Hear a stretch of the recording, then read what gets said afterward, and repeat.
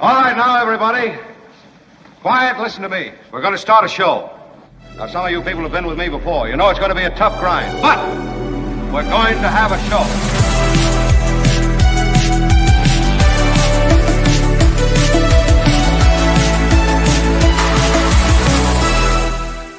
And we are open for business. We are way on, way on. Welcome all, wherever you are. We are a live show coming to you from the U.S. On the East Coast, the 2 p.m. to 4 p.m. general window is the time frame we occupy. And on the West Coast, it's 11 to 1. I say general because sometimes we start a few minutes late, and we frequently, in fact, usually end a few minutes late. But anyway, I mentioned the live thing because there are a few of you who like to watch the show live and jump into the chat. That is awaiting you and your contributions, meaning anything you want to say, anything you want to ask, anything you want to discuss, criticize. It's all there. You can do that live. You can also do it in comments after the show. We read all of your comments. And when I say we, I'm talking about my devoted staff who are here just for the money. I'm talking about Albert. Albert, thank you. And Kim. Kim, how are you? And I'm excited that today we have two great minds. Wow. Albert and Kim. Best-selling author, brilliant journalist. She has foretold much of what we are dealing with in America today. Sarah Kendzior joins, bottom of the hour.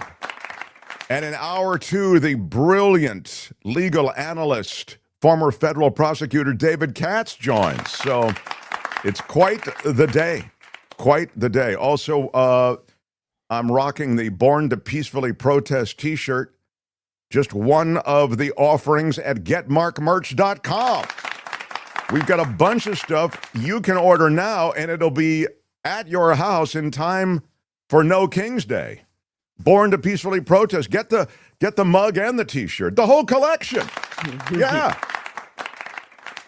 And it's not just that. You've got Peacefully Resist. I really like that. That was the t-shirt I was wearing yesterday, and we've got them in different colors. It's just very clean. It also has really good, I love the font. Make Love, Not Fascism. Kind of has a kind of girlish vibe to it. I kind of like it. And I love that Project 1984.5. Of course, I got it. You know, I have to buy this stuff just like you do. And I got it, and I can't find that t-shirt somewhere. Anyway, and we also have the mug. I love the Project 1984, and it's obviously the George Orwell reference. And there's a new movie out referencing Orwell. I think it may be called Orwell. And it's worth a mention, and when we get more information on it, I'll mention it in greater detail. Anyway, all this stuff is available to you. It helps support the show, but also, again, it helps, I think, communicate a message, which is appropriate for No King's Day. So please jump on board, get whatever you want. And then there's also the basic merch. But today I am rocking, of course, the logo beanies. And Courtney has designed all of this, so she's so cool to do it. GetMarkMerch.com is where you find it. I am rocking the Peacefully Resist mug. You really are. I really love it. I love it. I don't know, it's just clean, you know. And then on the back side is the Mark Thompson Show logo. I like the big handles on the mug. Yeah, they are the bigger. Which one do you use, Mark Thompson? Yeah, we have but I have filled it with the Coachella Valley coffee. This is just straight Ocotillo espresso today. It is divine. CoachellaValleyCoffee.com. Grab the most divine coffee that will pass your lips and get a 10% discount on this boutique roasted coffee. It's all hand roasted, organically grown, women-owned businesses. It's quite a special place. We had the Roastmaster General on yesterday, Cliff, and grab it. CoachellaValleyCoffee.com. Anything you want on that website, 10% off with Mark T as your discount code at checkout. So, rock it. The Mark Thompson Show. On the government closure, I got a few emails that I've received a lot of positive letters. Spoke to the fact that I guess when you go to the government websites, we did this yesterday. We actually went to the websites with you, and you could see that they're not only closing down these websites. In other words, you can't really get any information, but they are communicating on the splash pages the fact that this is a Democrat thing, right? It didn't, because of those Democrats and the lefties. I blame you. Yeah, they are blaming the Democrats. Now, that is a Hatch Act violation. We discussed it yesterday. You can't use a publicly funded website, you and I pay for that website, to somehow communicate some political message about the Democrats. But it's being done because the cops on the beat are gone, the Republican Party is completely cowed, and the Democrats are weak. So, it's not so hard to communicate that message, and yet, it's not being communicated.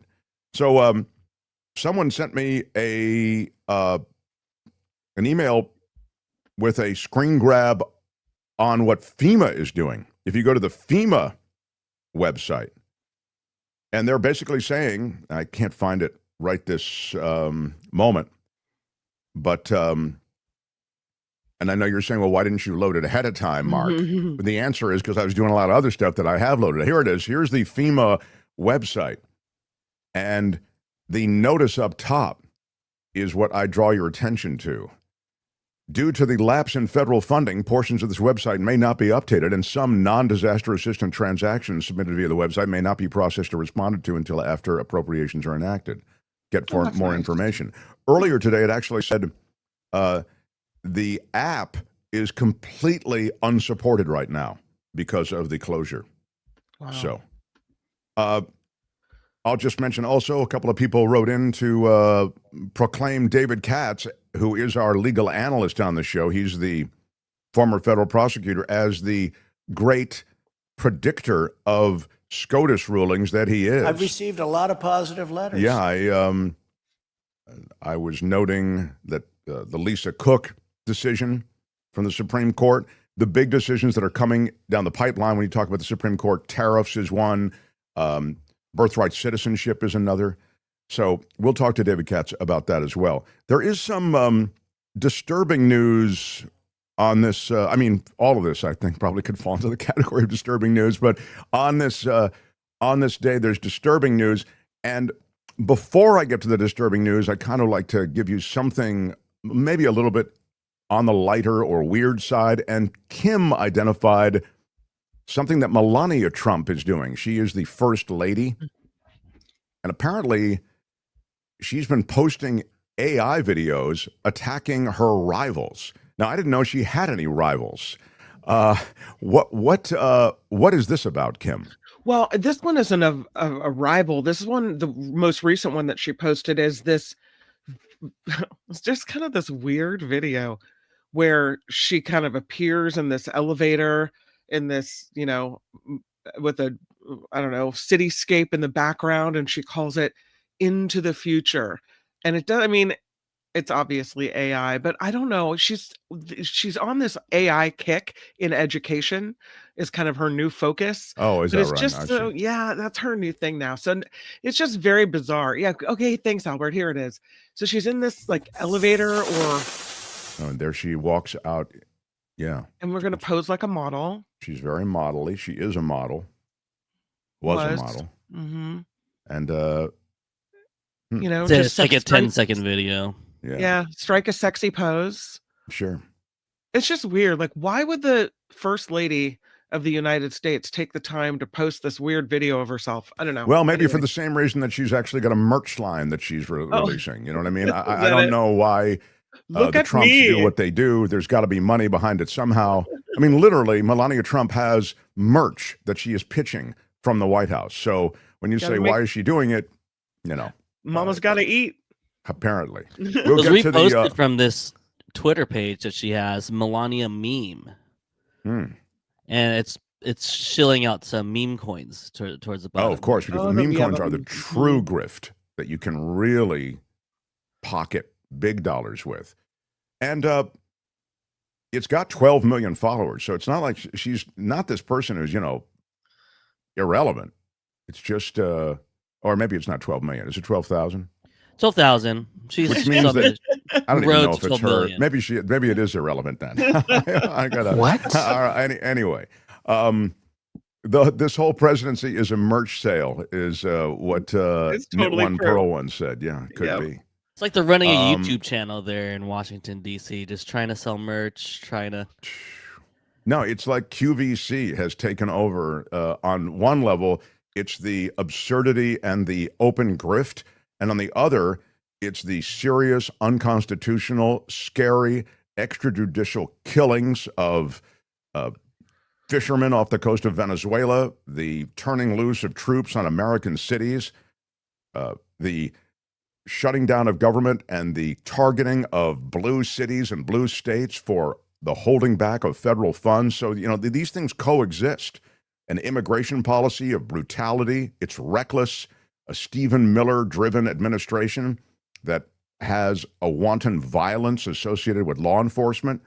So all these things are happening at the same time in Washington. And it's really disturbing. Last thing, and then I will get into the serious stuff. First into our chat today, Phineas, Zero Sum was in early. Also, some birthdays today, Nullifidian. Tammy was the first. Oh, Tammy was the first? Yeah. Oh, sorry about that, Tammy. Tammy was number one, says Rhonda. Yeah. Thank you. And Rhonda was number 2. Rhonda was number 2. Early chats I'm help with the bad. algorithm. I'm I didn't even know that. Yeah. Good knowledge. Yeah. So we love them. Thank you for doing that, you guys. Maud Day was in there. Good morning, everyone. Yeah. I realized it was Mahatma Gandhi's birthday today. I mean, I don't mean to chuckle. It's just, And Groucho Marx. I'm guessing that they had different kinds of birthdays, Groucho and Mahatma Gandhi. Mahatma Gandhi, I don't want anything over the top. I want everything very low key. And Groucho probably, a little more fun. Bud Abbott, and then a bunch of people whose names I don't recognize except for Sting. Jim Slayton offers this. The press corps needs to consistently hammer the question, where is the 17 trillion that never really existed? And enjoy watching Caroline's meltdown in the press box. Yeah, I've mentioned this many times. Thanks for the $10 super chat. It's not even 1 trillion, but he makes a big deal. First, it was 2 trillion with a T, then 17 trillion. That's what's talked about as the amount of money that's going to be brought in by tariffs. It's 150 billion so far, and it may not even be legal, although that's a question for David Katz to weigh in on, because I think the Supreme Court is going to tiptoe around the tariffs as best they are able. Richard says, a tie-dye for a terrific guy, made with mad love and respect for without you, there is no us. Thank you. You're loving Remarkables. Richard Delamater, thank you for the $5 super chat. I meant to bring in the tie-dye. I'm so sorry I don't have it in the studio, but I will bring it in tomorrow, I promise. And Kim will remind me. So it will happen if Kim is on the case. So thank you, Richard Delamater, for that. The Mark Thompson Show. Sadly, on this high holy day for the Jewish religion, those who are observant, there was violence in an attack on a synagogue in the United Kingdom. Manchester, as the community observed Yom Kippur, the holiest day in the Jewish calendar. I guess there was a car and a knife attack there. Do you have just a quick summary of what happened, Kim? Yeah, this is a super scary. Happened at the as you say in the UK, and the police in London say 2 people were killed at the Heaton Park Hebrew Congregation Synagogue, 3 others in serious condition. So 2 dead, 2 serious, and they think they know who the suspect is, but they're still trying to work out everything. But yeah, it's this horrible attack. A man rammed a car into the crowd and stabbed people at the synagogue. Yeah, so it's pretty... It's both brutal and it also reflects a kind of ethnic violence that I think we see more of these days, and it rears its head on these days of worship. They said within 7 minutes of the attack, they had the shooter. But yeah, it's this attacking people. We saw it in the at the Mormon church in America. There was a mass shooting in Minnesota at a Catholic church. So it's this attacks against places of worship as people gather for important events. Yeah, and Right. just to be clear, you said they got the shooter. There was no shoot. He didn't have a gun. It I'm was a sorry, they got the knife. attacker rather. My Yeah. apologies. I do want to be I'm so clear used to 'cause- mass and the shootings reason that, Yeah, the reason I underscore that is because America is where you'll find shooters. Right, In the right. United Kingdom, not as many yet, although I think we are exporting gun violence to the rest of the world as well. So anyway, that's The Mark Thompson Show. Mark, you're always so down on America. No, I'm not. I love America. I just wish there were fewer guns here. Are you kidding? It's pretty wild. The world of Donald Trump is one that is harder and harder to follow. As I say, there are multiple fronts that keep you guessing. We share some of them and the latest big grift in Chunk of Trump. Open wide. Ready? Here comes your chunk of Trump. It's my favorite food. With your first bite, here's Mark Thompson. I have a feeling it's going to be beautiful. Well, now the quid pro quo seems to be out in the open. Donald Trump, the President of the United States, granting defense guarantees to the autocracy that gave him the luxury jet. That's right, the Qataris, who got that $400 million luxury airliner to Trump somehow under the emoluments clause, under any kind of objection that anyone raised. Trump's view is, I'm not going to be stupid. They're giving me a plane. What's the problem with that? I thought there were no strings attached. That was just a really nice gift. Yeah. Well, the Qataris know a great boyfriend when they meet one. And President Trump has now granted them a NATO-like guarantee, promising that if they are attacked, the U.S. will defend them. Here was the Trump-signed order. The United States shall regard any armed attack on the territory, sovereignty, or critical infrastructure of the State of Qatar as a threat to the peace and security of the United States. In the event of such an attack, the United States shall take all lawful and appropriate measures, including diplomatic, economic, and, if necessary, military, to defend the interests of the United States and the State of Qatar and to restore peace and stability. The order was signed the same day that Trump met with Israeli Prime Minister Benjamin Netanyahu. During that visit, Netanyahu called the Qatari Prime Minister to apologize for the September 9th attack on Doha, which killed Hamas officials. I mean, would that have been considered an attack on Qatar that the U.S. had to defend Qatar from? A Qatari national was also killed in that strike. The security guarantee is noted here, possibly unique in its promised protection to a country that has been treated as a partner but not a treaty ally, was not mentioned that day that Netanyahu was meeting with the president and was not publicized at all by the White House. Instead, it came to light just yesterday in press reports. It is unprecedented. Outrageous. Wow. It's like the mob bosses who, you have a convenience store, you got to pay up every week, and in return they offer you protection, but this is just on a grander world stage. That's, I think, a really fair parallel. I really think that's true. I was convinced that there was a movie that had the line, "What I'm offering you here is protection." And I looked for it for hours last night and couldn't find it. It must be in my head somewhere. It's hard to find a drop when you need it. Albert has the setup piece to give you an overview. This is how the mainstream media is covering it. As President Trump pushes for peace in Gaza, the White House is now giving unprecedented security guarantees to one of the countries negotiating an end to the war. I want to thank Qatar, its leadership, and the Emir. He's a fantastic person. I think, The Emir, he's a I'm gonna be his fantastic public person. relations man because I know him differently than a lot of people know him.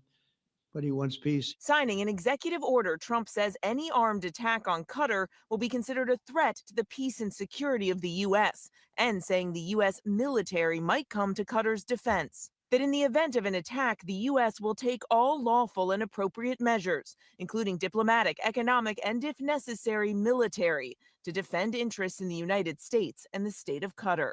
Language that appears to give Qatar the same protection NATO allies get from the U.S., though the impact is unclear because Congress has not weighed in. It comes after Israel earlier this week expressed deep regret for striking targets inside Qatar, targeting Hamas leadership during hostage negotiations. The attack seen on these videos circulating online. Oh my God. And it comes months after Iran fired missiles at an American military base inside Qatar. This new executive order shining a spotlight on the close relationship between the president, his family's businesses, and the Qatari royal family. Last spring, Trump visited Qatar on a trip through the Middle East. That visit raising eyebrows as the president was preparing to accept a massive 7478 jumbo jet, so opulently designed it's known as a flying palace. I think it's a great gesture from Qatar. I appreciate it very much. The Qatari royal family gifting the Pentagon the luxurious $400 million plane to be retrofitted to serve as Air Force One for the remainder of Trump's presidency, a process that would likely carry a hefty price tag. I would never be one to turn down that kind of an offer. I mean, I could be a stupid person and say, no, we don't want a free, very expensive airplane. The plane would then be donated to Trump's presidential library just before he leaves office. But the deal is unlike any other, which has drawn serious questions about its legality. The president's family also does business with Qatar and announced a new luxury golf resort north of Doha, a project which costs billions and has drawn ire from ethics watchdogs. Now, critically, these new security guarantees that the president signed are not legally binding. Trump is acting unilaterally here, and that, of course, is a key difference from NATO guarantees. But it means that the president, without congressional approval, is promising something as serious as potential U.S. military engagement. Yeah, but he doesn't need the congressional approval. As you well know, Trump is pretty well running America without congressional approval. I mean, you need Congress for appropriating money, but even after they've appropriated money, if you, President Trump, disagree with that appropriation, you can claw back that money, and the Supreme Court is even letting you do that. So, look, let's make no mistake. This is an autocrat. I mean, he's not like, we're on the verge of an autocracy, we're on the verge of authoritarian. No, we're not on the verge anymore. This is a takeover. And so he does what he wants. So that's where we are on the Qatari jet and the protection pact that has been forged with the Qataris. Trade NATO support for Qatar. Nice trade, says Scott Healy. Yeah, it's the real thing. But meantime, there are now emerging questions about Donald Trump's clear slippage mentally. I mean, he just doesn't have the mental acuity that he had. He was a charismatic figure for a long time. He still may have remnants of that charisma such that he was able to forge a political movement. You know, I've said before, I think he's a generational political figure. You can say what you want, not in a good way as far as I'm concerned, but he has forged a new party, the MAGA party, and they have completely taken over the Republicans.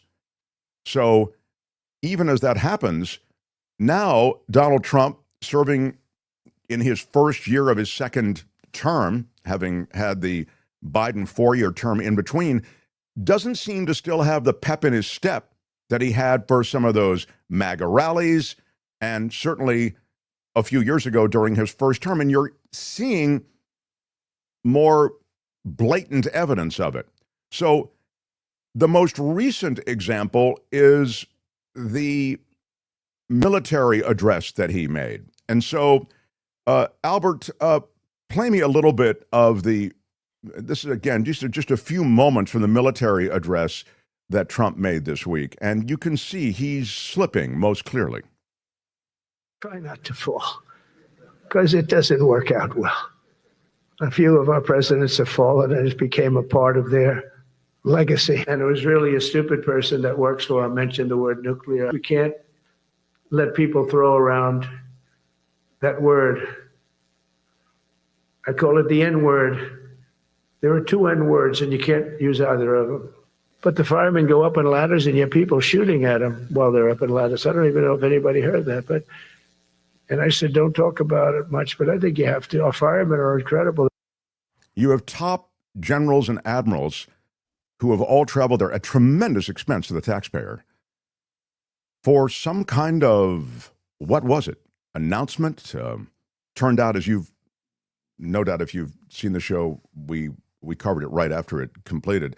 To me, it was like a TV show. It was like a bad TED Talk. They loaded the audience in, just really, it was a weird with the, frat boy Pete Hegseth as the opening act, and then, as you saw, a meandering president who just started riffing with the ways in which an older person can oftentimes default to the stuff they know. So he was, jumping on. It reminded me kind of a computer beginning to break down and just kind of going to some of its basic stuff, So more to the point, Mike Johnson was confronted about Trump's slipping mental acuity, and let's just play a little of that exchange. The president is unhinged. He is unwell. What are you doing? Folks on your side are too. I don't control. Oh my God, please. That performance in front of the generals, that I didn't see it. is so dangerous. You know I serve on foreign affairs and appropriations. This is a collision of those two things. Our allies are looking elsewhere. Our enemies are laughing. I just left You the have a speaker's president side. who is unwell. Yeah, and so that's Madeleine Dean, by the way. She from Pennsylvania, Democrat. But you have that often heard refrain from Mike Johnson, which is, "I didn't see it." Did you see what the president posted with the weird AI thing with Hakeem Jeffries and Chuck Schumer? No, I didn't see it. I didn't see it. It's like it's the deliberate "I didn't see it." See no evil.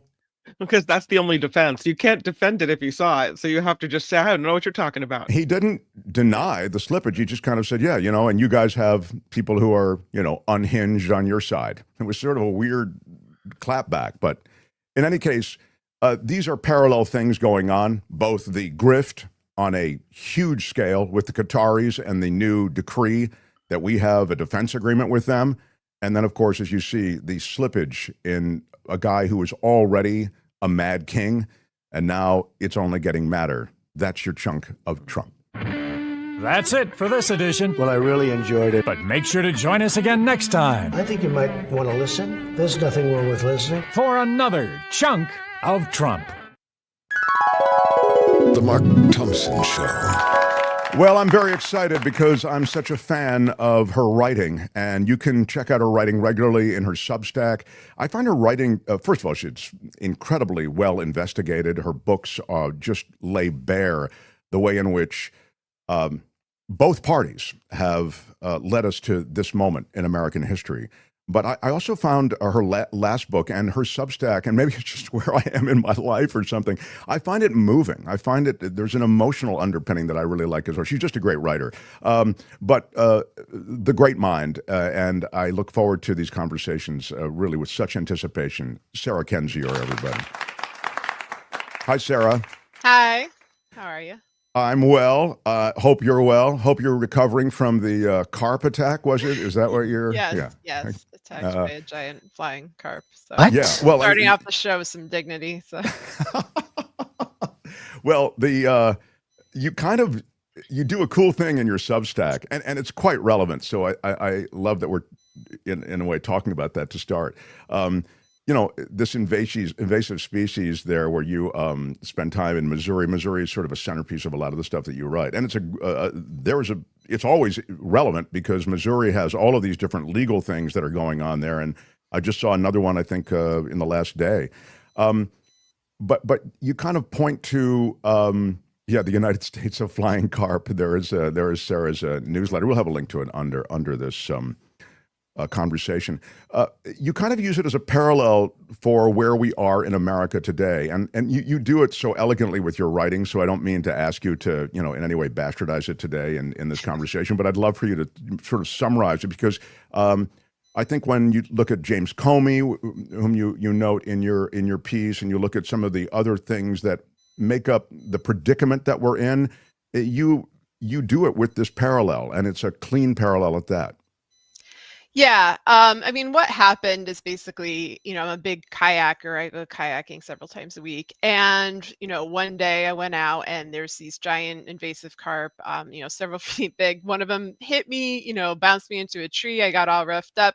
And I came home and I thought, this is the stupidest way to get injured. Like, it was so embarrassing. And then I just started thinking more broadly, like, what is the stupidest way to get injured?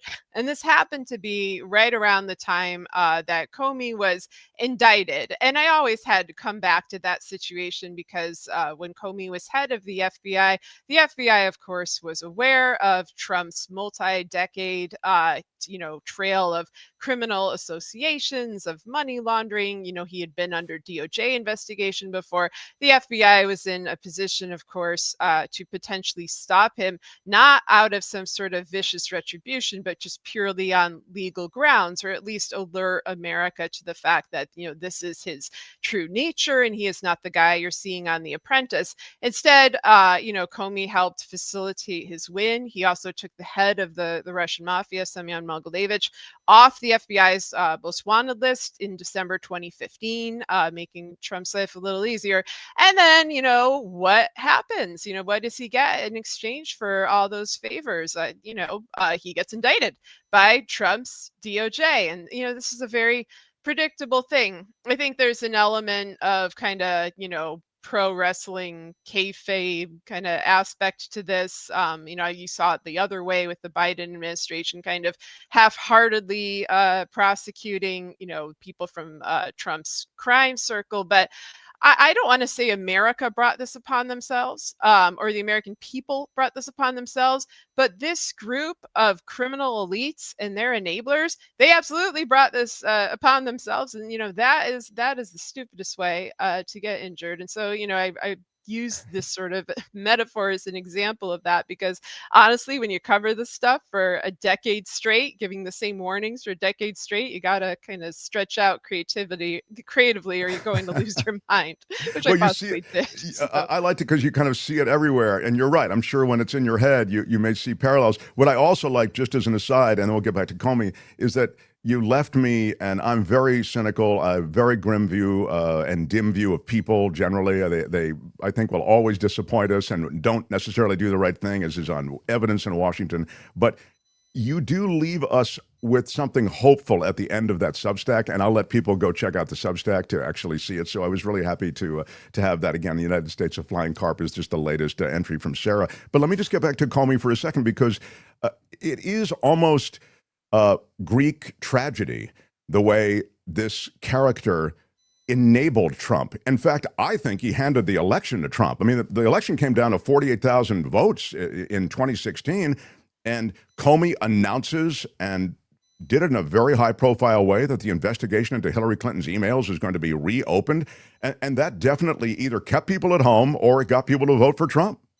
Yeah, he played a seminal role in that. Comey also ignored two separate public open emails or open letters from Harry Reid, who was the Senate minority leader at the time, saying that Russia had the ability to change vote tallies, that the elections were not secure, and that the American people needed to be warned of this in advance of the election, both to be able to prevent it and uphold election integrity, but also, I think, to ward off accusations in the aftermath that Democrats simply couldn't accept the loss, that they were making excuses for Hillary's bad campaign, that sort of thing. Comey refused to do that.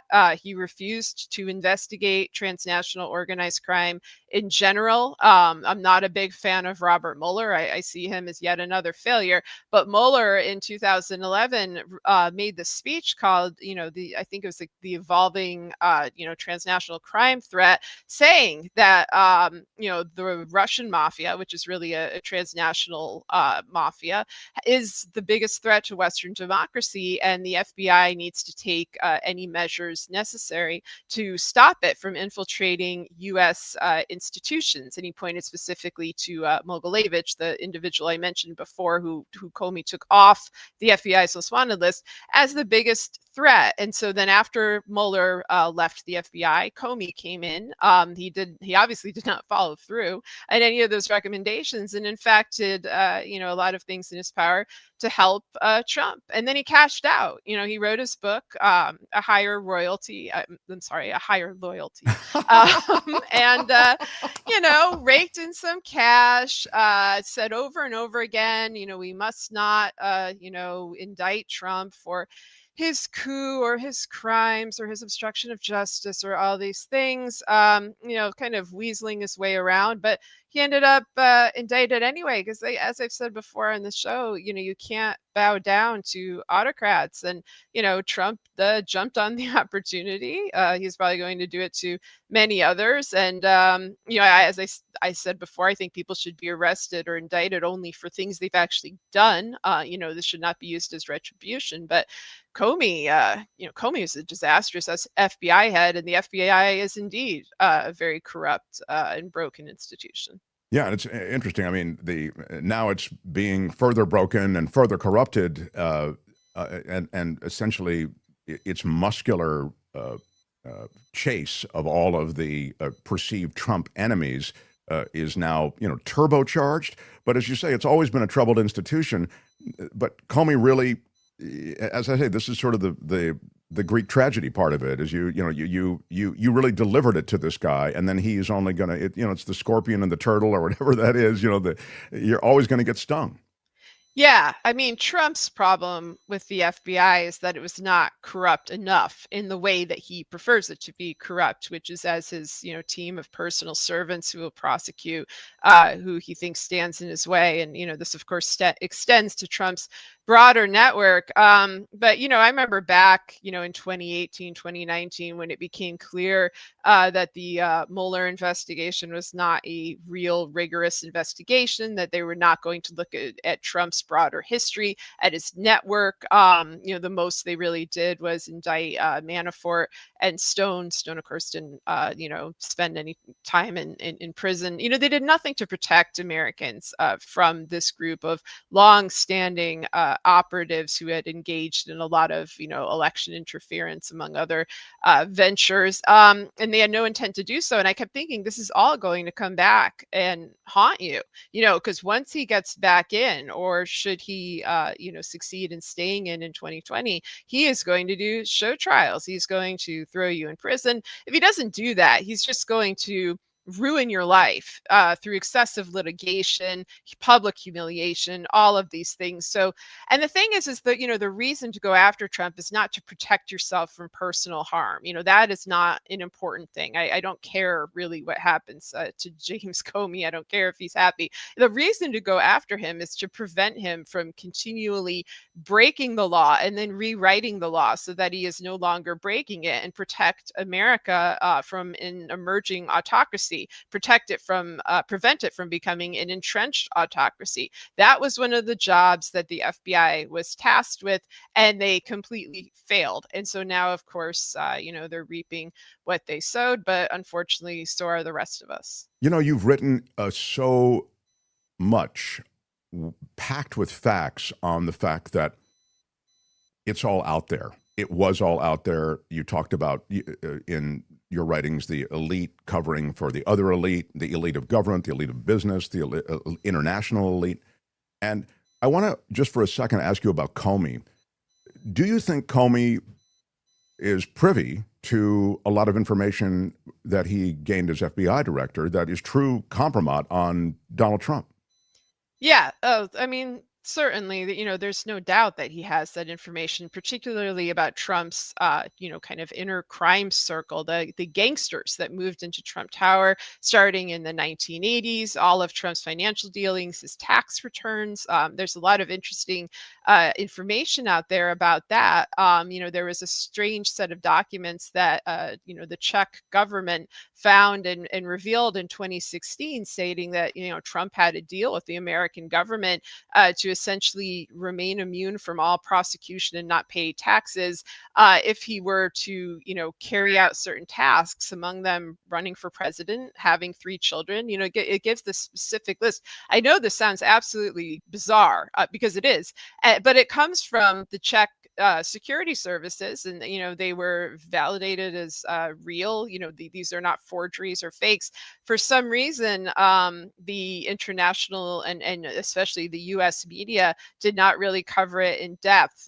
There were a few pieces back then, and then I wrote about it in Hiding in Plain Sight. That's the sort of information that I would guess Comey would know. He would also know things about Trump's connection to the Epstein-Maxwell network, as well as many U.S. politicians and very wealthy and powerful individuals' connections to that network. And most of all, he would know that the FBI did nothing to stop any of this for decades on end, including, with Trump's predecessors, people like Roy Cohn, that the FBI was in fact a partner of all of this and basically streamlined organized crime, often under the guise of, confidential informant or kind of trading favors or something like that. That was not the end result of this. The end result is that the United States became a mafia state, and it always had aspects of being a mafia state, but it became a full-fledged one. They knew that that was the direction it was going, and they helped facilitate it, all while kind of puffing themselves up, especially through the Trump years, presenting themselves as these protectors of justice who were unfairly maligned. And it's like, yeah, sure, it's unfair that Trump insulted you. It's also unfair that you failed to protect our country, and now millions, hundreds of millions of people are suffering because of you and your failures. Paying the price, and under the guise sort of being an apolitical institution or whatever cover there was. And you wrote about it in 2 books, Hiding in Plain Sight, and also in They Knew. You write about the Epstein network, the international nature of the network. And as I read it, I go, gee, well, how come we don't hear more about this, in mainstream media? So that's what leads me to the Comey thing. Like, Comey knows that times 10. He knows all the stuff that Trump's fingerprints are on, but somehow it's hands off, and that really does show the collusion of the governmental elites and the business elites and the international corporate elites. I don't mean to sound like some conspiracy theorist. It's all right there in plain sight. It's a conspiracy. It's a conspiracy fact. There are theories about how exactly this played out, the nuances, the details, but, conspiracies are common in American history. Iran-Contra was a conspiracy. Watergate was a conspiracy. 9/11 was a conspiracy. There are debates about, the extent of who was at play in all of those various events, but, conspiracies happen. They are plots between elite actors to do something against the public good. The motive is usually greed and lust for power.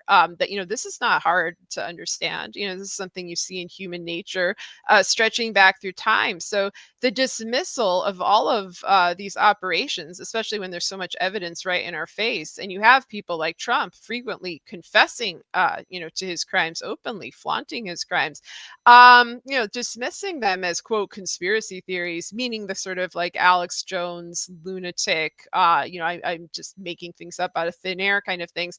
That's a method of getting people hesitant to discuss it, hesitant to do research, to have a good faith conversation. And that is extremely detrimental to democracy. And this is, again, an area where, both sides have played a part. I think that the Democrats' rhetoric is usually to condemn the, quote, conspiracy theorists, basically label anybody looking into transnational organized crime as crazy.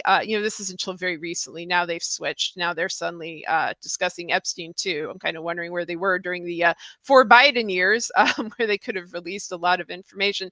The right wing, instead, they just plunge headfirst into this and, muddy the waters. They create things like Pizzagate and all of these actual, propaganda stories, and they swirl them into actual conspiracy plots, things like the Epstein-Maxwell operation, which was real, and that confuses their audience. And so when their audience starts talking about it, everyone says, oh, you're crazy, you believe in Pizzagate, this and that. But often other things they're bringing up are true. And this just creates an inability for people to exchange information and research and get to the bottom of what has happened to this country and to its victims. Sure. It muddies the water. I want to get to Trump and the military in a second, but this is a comment, and I'd love for you just to respond to it. Was Epstein an FBI informant, Sarah, and was that why he got such a sweet deal?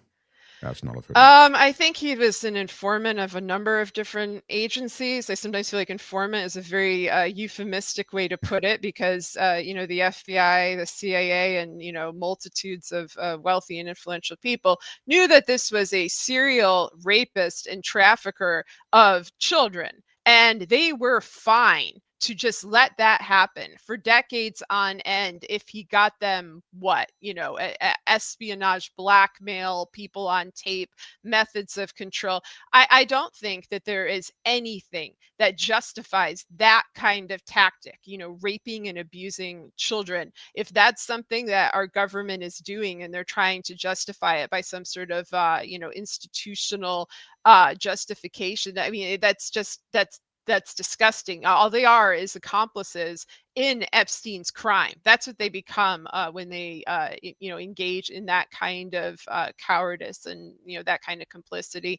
So I think it's more helpful when people look at it that way, like who got hurt at the end and what exactly did the United States get, if they were partners with Epstein in this operation, because it certainly doesn't seem to have strengthened us as a country, either, pragmatically or morally. And in fact, dragged us into the mire and the United States government in fact seems to be one of the key blackmailed parties. So Epstein was a multifaceted mercenary operator, and his backers included Israel, a number of Gulf states, various mafias, various financiers and plutocrats. He really he was spread all around. No, underneath it, and you detailed this, I mean, it really is an international blackmail operation, and in which he was enriched greatly as a result. I mean, and it's all laid bare there in your writings, and it seems also, I would just say, in the cover-up,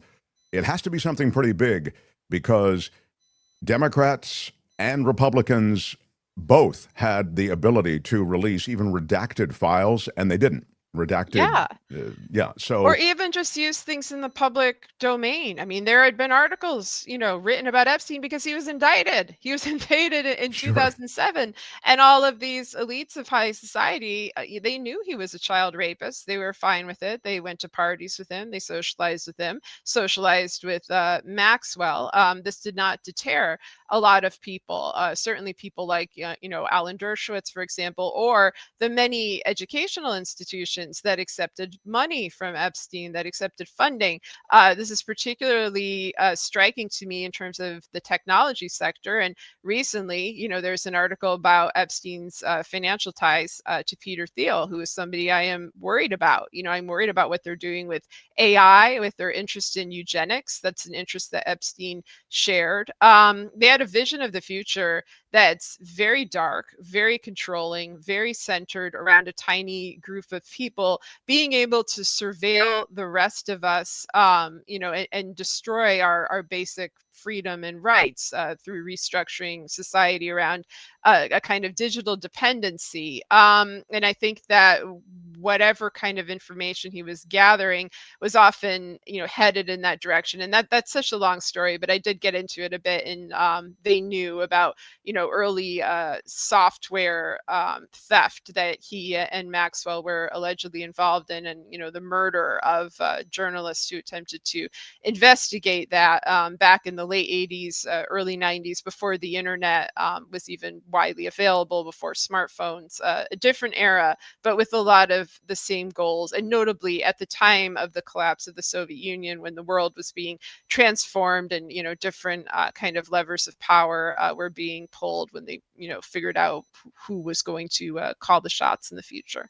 And that tech crew now has been supercharged. Of course, Peter Thiel has a direct line into the White House, and J.D. Vance and Thiel are joined at the hip. And so the next iteration of Thiel, now fueled by AI, might be even more, I think I can take the might be, it will be even more disturbing. And all the regulatory aspects of AI have been removed. I mean, you write about this as well. I mean, it's like, we're set up for really grim scenarios. Yeah, I'm afraid of AI, and I read today that I guess OpenAI is now the wealthiest company in the world. It has overtaken Musk, and SpaceX. I think was it before.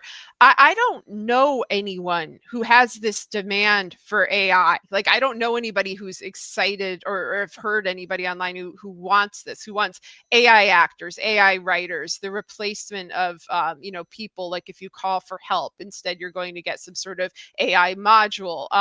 It's a broken system. When you ask it for information, it vomits up this sort of mishmash of plagiarized, bullshit and lies. It's not accurate. It's impairing critical thinking. It's purposely destroying creativity. Those are two qualities, which can help defeat an autocracy. So, of course, it's beneficial for those who want an autocracy to encourage the development of AI.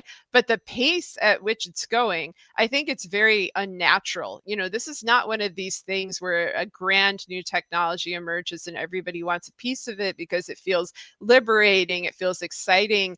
Instead, it feels like, walking into a panopticon and increasingly not being able to opt out. That's really the clincher. Like if this was something that people wanted, they would give us the opportunity to reject it. But instead, they replace us with it. And that is their goal, is to replace humanity, the qualities that make us human beings, with artificial intelligence. And there is government power to regulate this, but it's been completely given up.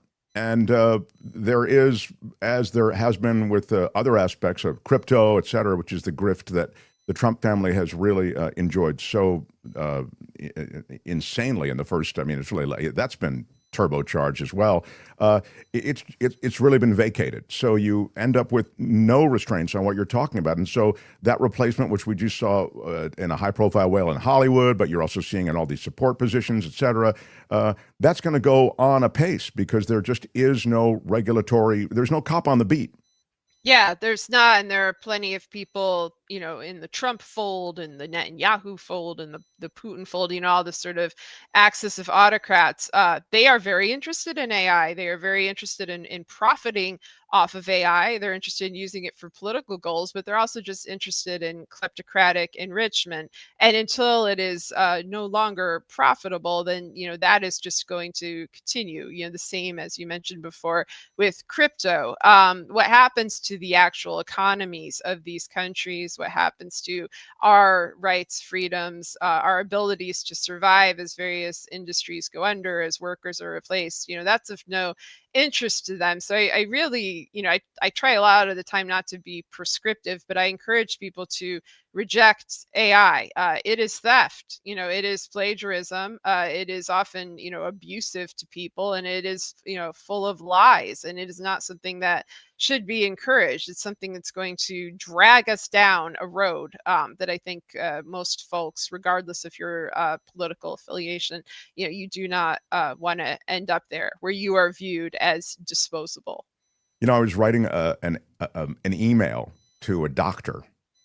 I had to break up with my doctor, and I like very connected to this doctor over the decades, and so I crafted this email. I wrote it myself, and then I thought, I'll run it through AI and see if it can't, make it more succinct, or I kind of asked it to do that, and it spit out what I thought was really a good email. But I put it aside for like maybe 10 days, and I looked at it again. I thought, wow, it reads like a machine wrote this. Like all the humanity that I had put in it is gone. And even what it did with kind of integrating some of that humanity seemed as though it was rounded out. In other words, it looked and read like a machine wrote it. And the sad part is, and I make this point, because I think, it doesn't do a better job, as you've just suggested, but also they're going to get more refined. And, in another year when I read that email, they could probably improve upon it and would have all of the aspects of it that I want.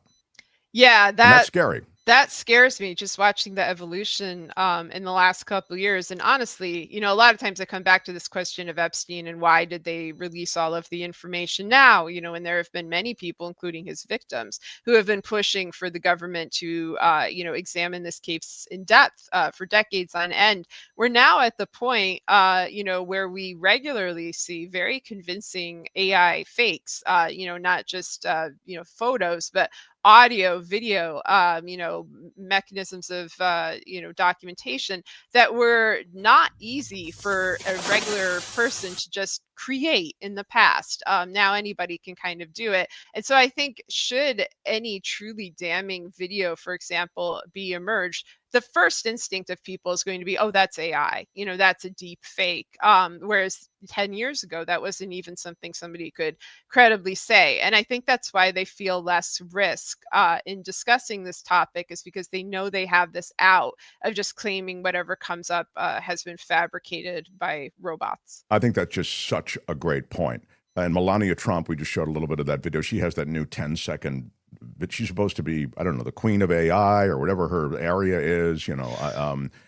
I see everything that she's doing alongside Trump as a grift. So somehow there's a grift involved. She's merch pitching or something. But she is now, she's put out this AI video.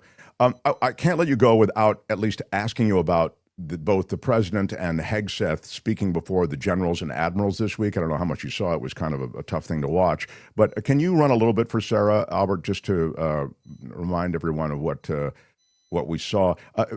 Did you find any Hegseth stuff first? Yeah, because he's like the drunk frat boy who brings all the admirals and generals together and just does a flex in front of them. It was embarrassing, honestly.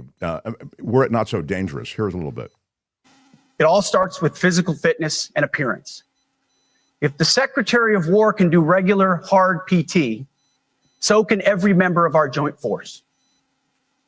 Frankly, it's tiring to look out at combat formations, or really any formation, and see fat troops. Likewise, it's completely unacceptable to see fat generals and admirals in the halls of the Pentagon and leading commands around the country and the world. It's a bad look. It is bad, and it's not who we are. So whether you're an airborne ranger or a chairborne ranger, a brand new private or a 4-star general, you need to meet the height and weight standards and pass your PT test. And as the chairman said, yes, there is no PT test. But today, at my direction, every member of the joint force at every rank is required to take a PT test twice a year, as well as meet height and weight requirements twice a year, every year of service. Also today, at my direction, every warrior across our joint force is required to do PT every duty day. Should be common sense. I mean, most units do that already, but we're codifying it. And we're not talking like hot yoga and stretching. Real hard PT, either as a unit or as an individual. At every level, from the Joint Chiefs to everyone in this room to the youngest private, leaders set the standard. And so many of you do this already. Active, Guard, and Reserve.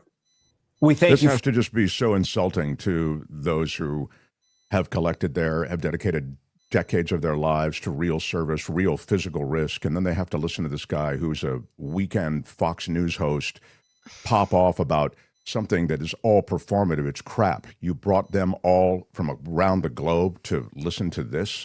I mean, I found it offensive. That's bizarre. I mean, I kind of heard about it, but it's different to hear about it than to actually see it. I don't really know what the point of any of that is, both as a something that they're recommending, but also all it does is put this image in people's minds of the United States military as some sort of obese, lazy, ineffective force. And if that's the image that he's trying to convey, then he succeeded. If I was in the military, I'd be pretty pissed off. So I don't know. I mean, my guess is that it's probably yet another loyalty test. Like, how much can we humiliate you before you quit, before you revolt? But this is a particularly inane way of going about that. I'm more concerned with what they do plan on using the military for, especially as it continues to kind of merge with ICE and with all of these domestic forces that are attacking innocent civilians and getting increasingly aggressive in doing so. And then, of course, Donald Trump did what you're talking about, which is talk about the military fighting the enemy within. He used those words, the Red Scare words. We must fight the enemy within. That's the biggest danger to America. Actually, is here in America. Play a little bit though of Trump kind of also becoming unspooled. Sarah, he's sort of losing it. Go ahead, Albert. Battleships, Admiral, to use an old term. I think we should maybe start thinking about battleships, by the way. When I walk downstairs, I'm on stairs, like these stairs, I walk very slowly. Nobody has to set a record. Just try not to fall, because it doesn't work out well. A few of our presidents have fallen, and it became a part of their legacy. And it was really a stupid person that works for them mentioned the word nuclear. We can't let people throw around that word. I call it the N word. There are two N words, and you can't use either of them. But the firemen go up on ladders, and you have people shooting at them while they're up on ladders. I don't even know if anybody heard that. And I said, don't talk about it much, but I think you have to. Our firemen are incredible. Yeah. So, again, there you just see kind of, I don't know, grandpa on the couch blithering, I don't know what that was. Yeah, the stairs thing's interesting, given that that's how Ivana Trump allegedly died. That's an interesting sort of thing to bring up there. A lot of times I think Trump is faking infirmity. I definitely felt that way during his first term, especially when there's a more rigorous investigation against him, because that's a classic mafia tactic. You always see these guys in their bathrobes and their sudden wheelchairs. Manafort did it during his trial. They all suddenly get deathly ill, and then they don't have to testify. This time around, he's pushing 80. That this is kind of a natural thing for somebody to not be 100% there. I think he's also quite sure that his power has been consolidated and he has no obligation to make sense to anybody. So, this is just another kind of droning dictator. I mean, it really does remind me of, the elderly autocrats I studied from the former Soviet Union, who hung on until they died. And towards the end, it was just like this. It was these epic speeches that just went on for hours of just blabbing and blabbing. And everyone had to sit there and nod and pretend they agreed and pretend they were impressed. And that's the kind of thing that we're seeing routinely from his cabinet and from all the lackeys surrounding him. And I think people have kind of forgotten what it's like to have a coherent president. It's been a very long time. I have children. I don't think my youngest child has really ever seen one because he can't remember Obama. And so it's been a long time. That's a great point. I hadn't even thought of it in those terms. Yeah. Check out Sarah's Substack. Again, we'll have links to it under this video, so you just need to click through the newsletter. And it's not behind a paywall, although, which is so cool of you because of the times that you suggest that we're in now. But I suggest supporting, as we do on this show, any great work like this. And of course, click-throughs also to all of her books. Again, you've been like the soothsayer with your journalism and investigative work. And the Last American Road Trip I found profound. So really enjoy your work, and I soak it up. So I continue to thank you for joining us regularly. Oh, well, thank you so much. I really appreciate that. It's very Sarah kind of you. Kendzior, everybody. Bye-bye, Sarah. The Mark Thompson Show. She is just a treasure. I mean, really a treasure. So I'm going to take a couple of comments here. There were a few that I see a Ted Cruz mention. Trevor Starr in Hollywood with a 1010 super chat says, Mark, did you hear Ted Cruz say that we need to stop attacking pedophiles? What? Did he say that? I didn't hear that. No. I'm presuming he misspoke if he said that. I don't know. Albert, did you hear that? I didn't hear it. I'm not sure if I agree or disagree with him or not, though. But with the it was obviously a mistake, and in hindsight, I wouldn't have done it. Okay, well, maybe that's apparently, according to the Independent, Ted Cruz made an embarrassing gaffe at a Senate hearing Tuesday when he told his fellow lawmakers to stop attacking pedophiles, and he didn't correct himself, and he moved on to discuss Trump's decision to deploy the National Guard in D.C. So it was a gaffe. Hey, look, we don't have school. Let's get out of here. I'm sorry. Yeah, right. That was his Mexico thing. But yeah, he needs to. I don't know. He needs to maybe. I'm sure he just wants to move past. Would you like to apologize for what you've done? He just wants to move on. So, but thank you for pointing it out, Trevor Starr in Hollywood. How about some euros from Yana Luke? I'm sure I'm not saying that correctly, Yana. Sounded but thank good. you for. How do you say it, Kim? Do you know? No, I think you said it great. Oh, there are 6 stages on the way to authoritarian leadership. The U.S. is in between 5 and 6. What? Wow, that's bad. I was hoping for like maybe lower down, like 3 or and 4. Yeah. 2 and 3. 5 and 6 is bad news. What? Yeah. Uh-oh. The deconstruction of democracy is now impossible to stop. Well, so happy Halloween, everybody. Yeah. Maybe you can all dress up as democracy. Thank you, Yana. I mean, I can't argue with you. I mean, I'm trying to, I don't know, do a ha-ha about it, but it's not funny. And we talk about it all the time here. Sue-Ann saying, ask Sarah about the floor loom in her room to the right of her. I wonder what she weaves other than stories. Ah, well done. I will ask Kim, as usual, to remind us to ask Sarah about that. Okay. Kim is the Sarah Whisperer. So you'll make sure we ask her. Sarah's a wonderful guest. Thank you, Mike and Willow Glen. Couldn't agree more. Thank you, Sarah. Nullifidian, thanks for coming to visit with us. Sarah, truly, she is a gift. Sarah is fantastic. Love her interview. Yeah. Sarah, people just, exclamation point, just so excited. So really, really cool. Lots of people on both sides were not fans of Hillary, says Wes, the $5 super chat. Maybe he thought he would stick it to her, meaning Comey. But in doing so, he kind of started this nightmare. Yeah, he didn't start it, but he ensured that we'd be living it in some way. But you're right, in the sense that I believe he put Trump over the top but a lot went into getting to the point that could happen and put Trump over the top. That's why I love Sarah's writing. It's just so revealing of that.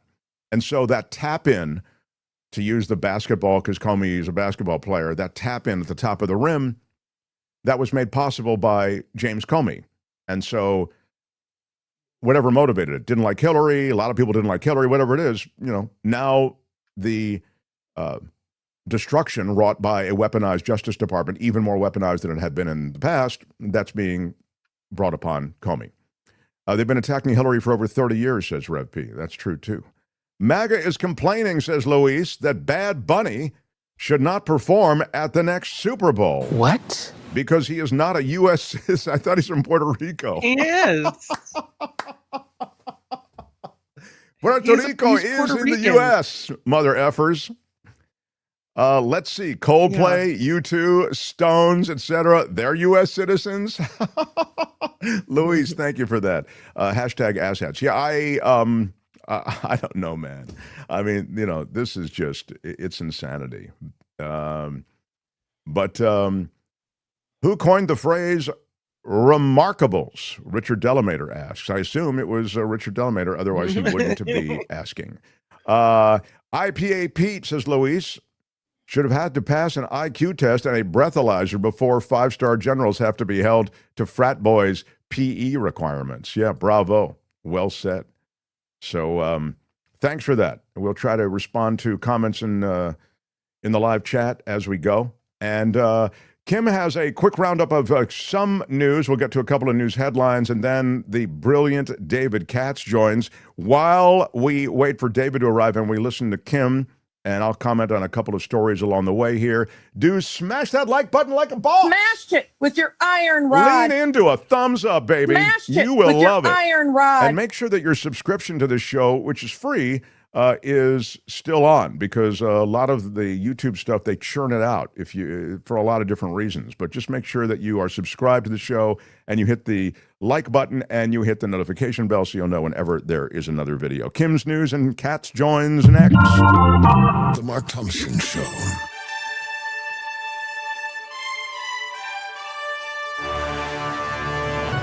On the Mark Thompson Show, I'm Kim McAllister. This report sponsored by CoachellaValleyCoffee.com.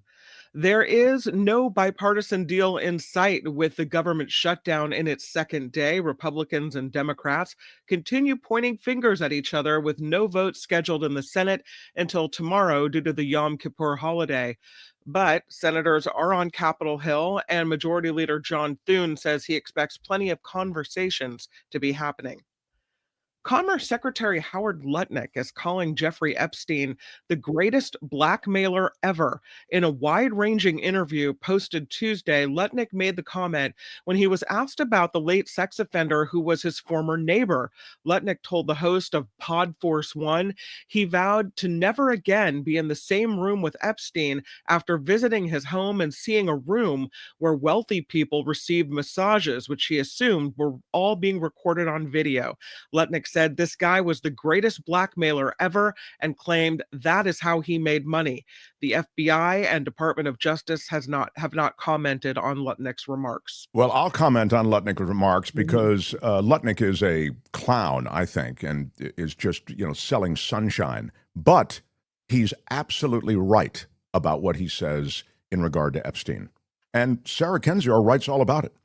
So I think it's demonstrably the case that this guy was running a blackmail ring, an international blackmail ring. And at that, there is no other explanation, honestly, for his riches. Explain to me how Jeffrey Epstein has all that wealth. He didn't just get it managing the Wexler portfolio. So I think there's a lot there. And Lutnick, who, as I say, I have absolutely no appetite for, is right about that one thing. I think we have David Katz waiting in the wings. I will just kind of round up a couple more stories. Several U.S. universities are being pushed by the Trump administration to sign a 10-point compact now. According to the White House official, Vanderbilt University, Dartmouth, the University of Pennsylvania, University of Southern California, MIT, and others got a memo which aims to make broad changes to a school's culture, hiring, and admissions processes, as well as foreign student enrollment. The Trump administration also wants schools to freeze their effective tuition rates for 5 years. Americans feeling a pinch at the grocery store. Hey, I thought we were supposed to have lower prices now. Yeah, like an hour after he got inaugurated, I thought everything's coming down. Come on. According to a new Harris Axios Vibes poll, 47% of respondents said groceries are harder to afford compared to last year. 34% said it's about the same. 19% who said groceries are easier to afford now. When looking along party lines, the majority of both Democrats and independents said groceries are harder to afford. Never been anything like this. Of Republicans said the same. FBI Director Kash Patel pulling the plug on the Bureau's partnership with the Anti-Defamation League. In a post Wednesday, Patel accused the Jewish advocacy group of spying on Americans. He didn't provide any details, though. Patel also claimed former FBI head James Comey wrote love letters to the ADL and embedded FBI agents with them as well. President Trump telling Congress the United States is in a formal armed conflict with drug cartels.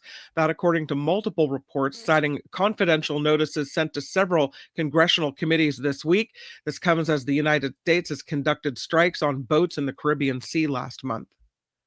And lastly, ICE agents are set to attend the 2026 Super Bowl following the announcement of that Puerto Rican artist Bad Bunny is set to headline the halftime show. Department of Homeland Security advisor Corey Lewandowski said Wednesday, there is nowhere that you can provide safe haven to people in the country illegally. Lewandowski said ICE enforcement at the game in San Francisco or Santa Clara will be everywhere. Well, I mean, first of all, Corey Lewandowski is a waste of space and an empty suit. He's there because he's rolling around with Kristi Noem. That's, they've been having sort of some kind of relationship, it would seem, for some time. But I would also say that you can fill Levi Stadium with all of the people who are from Puerto Rico, just like Bad Bunny is, and none of them are here illegally. I mean, Puerto Rico is America. So the idea somehow that that has uncorked, this high-profile ICE move, please. And by the way, as long as you're peacocking about how ICE will be there at the Super Bowl, how are they going to, the illegal immigrants who are, working a weed whacker to run some landscape business that they are part of, or they're working in a slaughterhouse or a kitchen, or they're picking your lettuce or your grapes? How are they going to afford a Super Bowl ticket? I mean, I just don't. The whole thing is so performative, and yet it's a colossal waste of money, and it is completely immoral what's happening. The brutality, the violence. So the idea somehow that he uses this moment to grandstand about ICE presence, it's absurd. And we'll wrap it up with a little bit of good news for Mark. A life of captivity is the headline. Canada refusing marine park's request to export its whales to China. A fisheries minister in Canada says rehoming Marineland's whales to China would only perpetuate the treatment that those whales have endured. They say, no, you can't take the performing whales and ship them off to China. Yeah, that is nice. I mean, the whole performing whales and performing mammals thing is just a horror show. It's awful. See the movie Blackfish. See the movie. It's good. It came out some time ago, a documentary, but it's revealing, and it's still topical, and it still holds up, and it's a good watch, and it's fascinating, and you'll learn a lot, and it's called Blackfish. Get it on your phone, on your tablet, whatever, and watch it, and you'll realize what a horror show these captive creatures have to live. And very quickly, this report sponsored by CoachellaValleyCoffee.com. We're still kind of reeling from the high of International Coffee Day, I think. Oh, yeah. We did it in a big way yesterday. But I've got the tea, the Moroccan mint tea in the cup today. Rockin' the Moroccan. That's right. I'm loving it. Why are you yelling? Yeah, the Clarity Blend coffee, a big favorite in this house, as well as the Mark Thompson household. Check it out, CoachellaValleyCoffee.com. And if you find something Y'all can all go to hell, and I'm going back to Texas. How dare you, Albert, in the middle of Kim's pitch for coffee. Coachella Valley Coffee. Let me just. It's Mark T at checkout. You get your 10% off. Mark T, no spaces. And you too can enjoy the harp music and the heavenly sip of coffee. Yeah, so very good. And you can drink it out of our Peacefully Resist mug, which is there at getmarkmerch.com. And you can drink it while wearing our Born to Peacefully Protest t-shirt, which you can also get at getmarkmerch.com. Or you can get some of the other great stuff that will be arriving in time for No King's Day. Yeah. There is a shirt that just says Peacefully Resist, just like the coffee There's cup. never been anything like this. Yes, I encourage everyone to jump on that. And yeah. They are kissing my ass. All right. I'm Kim McAllister. Off we go to David Katz here on The Mark Thompson Show. The Mark Thompson Show. He is one of the great legal analysts in the English-speaking world. You can find him on BBC Radio, on London radio and television, across New Zealand. And as I'm telling you, any place they speak English, you can find the brilliance of David Katz, News Nation, Fox News Channel. And here on Thursdays, the former federal prosecutor, now defense attorney, with a pretty scary, accurate list of predictions thus far. How about it for David Katz, everyone? Hi, Counselor. great to be with you, Mark, Kim. Counselor, you're playing a hot hand when it comes to predictions. So, SCOTUS, you in your role as Katsadamus, which is what we call you when you make these predictions, or we ask you for some kind of forecast, you were right about the Lisa Cook thing. SCOTUS actually saying, you, Mr. President, we will figure out whether you have the power to fire the Fed governor, but meantime, she will remain on the job. So, Katsadamus, you can take that as a victory. You said that would happen. And you also said Jimmy Kimmel will be back on the air, notwithstanding what the FCC commissioner is saying and notwithstanding what the Sinclair and Nexstar stations are doing. Kimmel will be back within the week, you said, and you were right about that. So, unfortunately, I was also right that they would indict Comey a couple of days before they did, because I just thought with the willfulness of Trump, his vindictiveness, and the fact that U.S. attorney there who'd been approved by Congress, that he resigned. It was pretty clear it was because he would not sign the indictment, and that Trump was going to send somebody in there, anybody with a law degree, anybody, whether they had any prosecutorial or criminal defense experience or not, just send somebody in there to be the puppet and to sign the indictment. She may not have signed the indictment or presented it properly, but I also predicted that was going to happen. If I could just take 1 minute about Cook, the reason I felt very strongly that the Supreme Court was not going to use the emergency docket to remove her was that the district court had not removed her. The DC Circuit Court 2-1 had not removed her. And by the way, the remarkable thing that it was 9-0. So you think about the person that Trump put on the DC Circuit, the person who would have removed her during the pendency of the litigation, how incredibly Trumpy and right-wing that judge is. He has a name similar to mine, and I will not give him further publicity by mentioning it. But you think that there was a district judge, 3 circuit judges, 9 justices on the Supreme Court. If my addition's right, that's 13 in all, so 12-1. But Trump had actually picked somebody, and he's picked them for other circuit courts around the country, who was actually willing to do his bidding and remove her. I thought they weren't going to remove her because it is not the Supreme Court's job on the emergency docket to go around and find every supposedly erroneous decision in the United States, Mark, from an appellate court, and to cure it right away with the emergency docket. Interesting thing about this case is they have expedited it, but only to January. They could have put it like the tariff case right at the beginning of the docket. They haven't done that. They've expedited it to January. And can we talk about this for just a minute? I know there's so much other breaking news, but there have been some people from these commissions, like the Federal Trade Commission, some of the other commissions, the Merit Board, the one that if you're a whistleblower or you're wrongly fired, that you go in front of, where you're supposed to have an impartial hearing. But again, all of these boards now are majority Republican, Mark. So on some of them, Trump has removed the Democratic member. Congress said there can't be more than 3 members of one party. Congress, in setting up these independent agencies, has basically said that they should be 3-2 Democrats and Republicans. You know, there are no real minority parties in this country that command 20% of the vote. And so it's Democrats and Republicans. And so they have allowed the removal during the pendency of the litigation, Mark, of someone at, I think, the Federal Trade Commission, someone from one of the merit boards. And they said in one of those decisions, which did not involve a Federal Reserve governor, that maybe Federal Reserve governors are different. But what I think, and I haven't heard this anywhere, Mark, so I'm going to break some news and make some opinions, and your viewers and our audience can tell me that I'm full of it, or they can tell me they think it's a good idea. But I think that there are about 3 people involved. There's 2 people who are not Federal Reserve governors, and then there's her. And yes, she has an incredibly strong case. She hasn't gotten due process. I don't think that this is proper cause. I don't think that she's done anything wrong. You put all that together. But there is a risk in all these cases that this Supreme Court will say, Mark, that there's a unitary executive.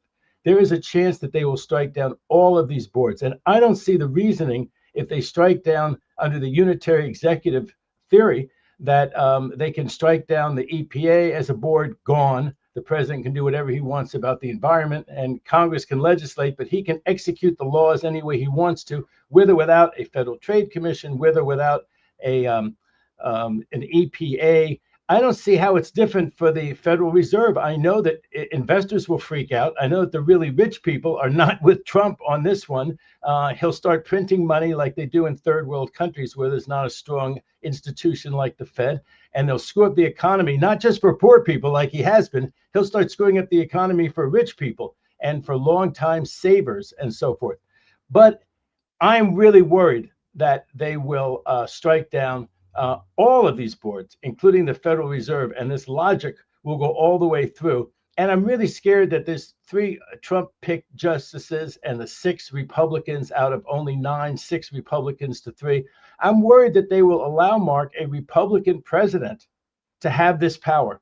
And so I think that after the argument, especially after they see how the argument goes in January, I think all of those 3 or 4 officials should resign. I know that's controversial, but I think they should resign, make these disputes moot, and not allow the U.S. Supreme Court to rule on it. I think that what should happen is that when the Democrats win in 3 years, and I'm more and more confident that we'll have a Democratic president, of course, this has set a precedent that the Democratic president will remove the Republican members of those boards. The Democratic president will remove Republican from the Federal Reserve Governing Board, and then that'll be the time to challenge it. And then we'll see if the U.S. Supreme Court 6-3 really does want to strike down all these boards and say they don't exist, and there's a unitary executive, when that means a Democratic president will be able to do whatever the Democratic president wants to do. And if there's a unitary executive, Mark, what that means is that there really would be no EPA or FTC or Federal Reserve as we know it. There'd be a bunch of cronies of the president, and they would run the thing. And the minute that he didn't like their decision, the minute Trump didn't like their decision, he would fire all of them. There wouldn't be an Administrative Procedure Act that really meant anything. There wouldn't be any independent agencies as we understand them. And you might say, well, my God, they won't strike down a 100-year-old precedent, this famous Humphreys executor. What do you mean they won't? To the extent that they have said that on the merits, it's likely that the president will win. That means on the merits, they think it's likely that there are no independent agencies.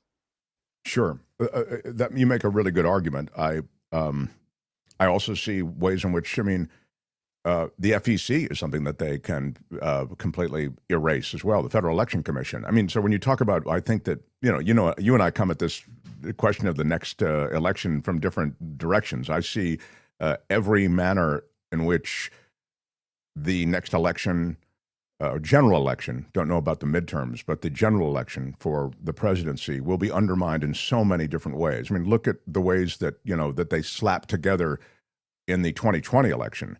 And now they'll have all this additional time, and the plans are already being laid. So all I'll say is, I mean, sure, if the Democrats regain power, as you suggest they might, and maybe even likely will, at least in your narrative, then you have some leverage. But I think there's a lot of real estate between here and there. I don't know. These Mark, let me just express my thought, because I'm very excited about the fact that the redistricting here in California looks like it's going to win. I think with that, we can counteract the power grab that Trump that's in Congress, in the midterms. In Texas. And so I think that we'll more or less have a balance. Yes, they'll gain some seats in Texas. We'll gain some seats in California. It'll be just about like the status quo is now. And I just see the Republicans losing overwhelmingly. They do generally in the midterm, right? And Trump is so unpopular. He's alienated so many groups. So I see the Congress going, if not the Senate, I see the House going Democratic. I think there's an awful lot that they can do. I think they can bolster election fairness. The election in 2028 is largely in the states. I mean, I know they can do a lot of things. You couldn't even give somebody a cup of water while they waited in a 3-hour line in Georgia. I get that Trump will do all sorts of things. He'll try to disqualify voters. Vance will be his willing accomplice and henchman and all of that. But I just think he'll be unpopular enough in 2028. There'll be a Democratic victory. And my point, and then I'll drop this about the boards. And she's 1 vote out of 7. So if the oral argument in the U.S. Supreme Court goes poorly, and you can pretty much guess, that's one of the reasons I have such a high percentage on guessing the Supreme Court, is I'm usually guessing after the oral argument, not with the tariffs. You and I have we're going to get to that. We're going to get to that. Case. But I just think that it'll be after the oral argument, it'll be clear enough which way they're going, that if they're going for the unitary executive, she's 1 vote out of 7. I think she says, I haven't done anything wrong with the better part of valor. I'm going to make this moot, and we're going to see how this all plays out. We're going to see if this U.S. Supreme Court 6-3 Republican is really going to get rid of that 100-year-old precedent when it gives a lot more power to a Democratic president. Not right now, when they can just shabbily give more power to a Republican president. That's exactly what we're expecting from SCOTUS, and that's exactly what they may do. These are the authors of presidential immunity. Well, I'll just remind you also that when they ruled on presidential immunity, they did so while who was president? Biden. Well, Mark, that's a great point. But you see, one of the things is that the Republicans have been they think that they're playing with one-way money.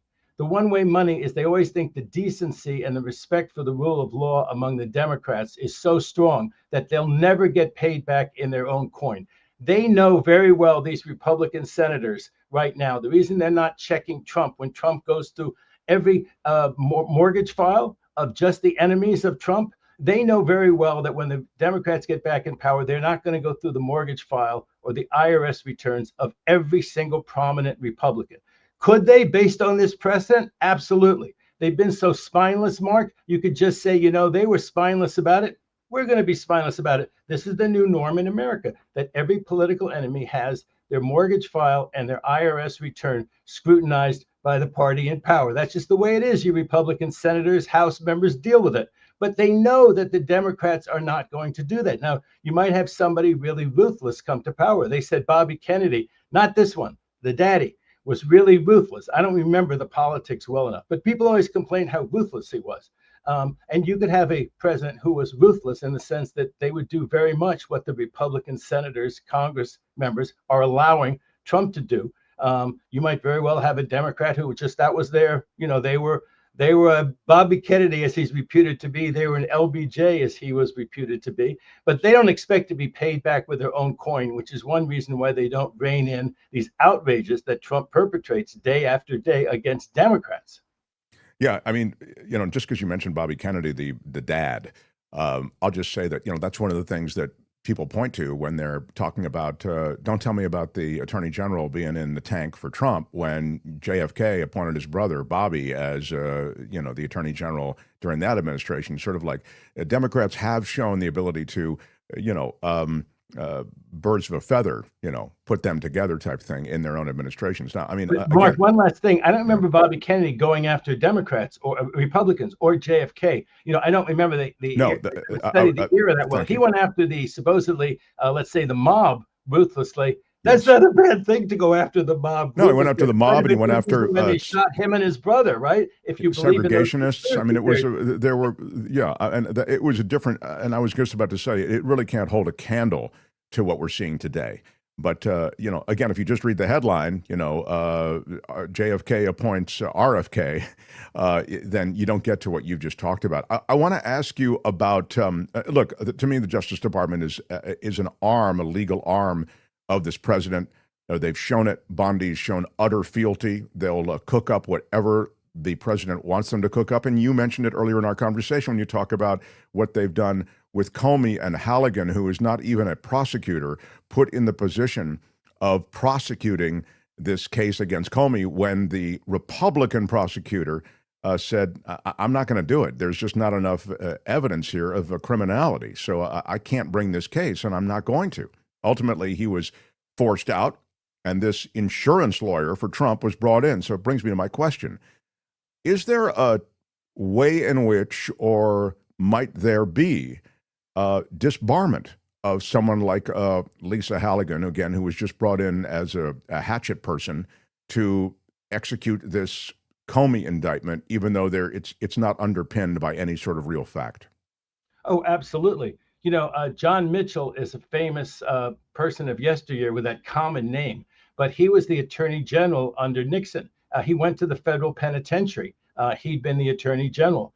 And sure, there's all these violations of the law, obstruction of justice, and so forth.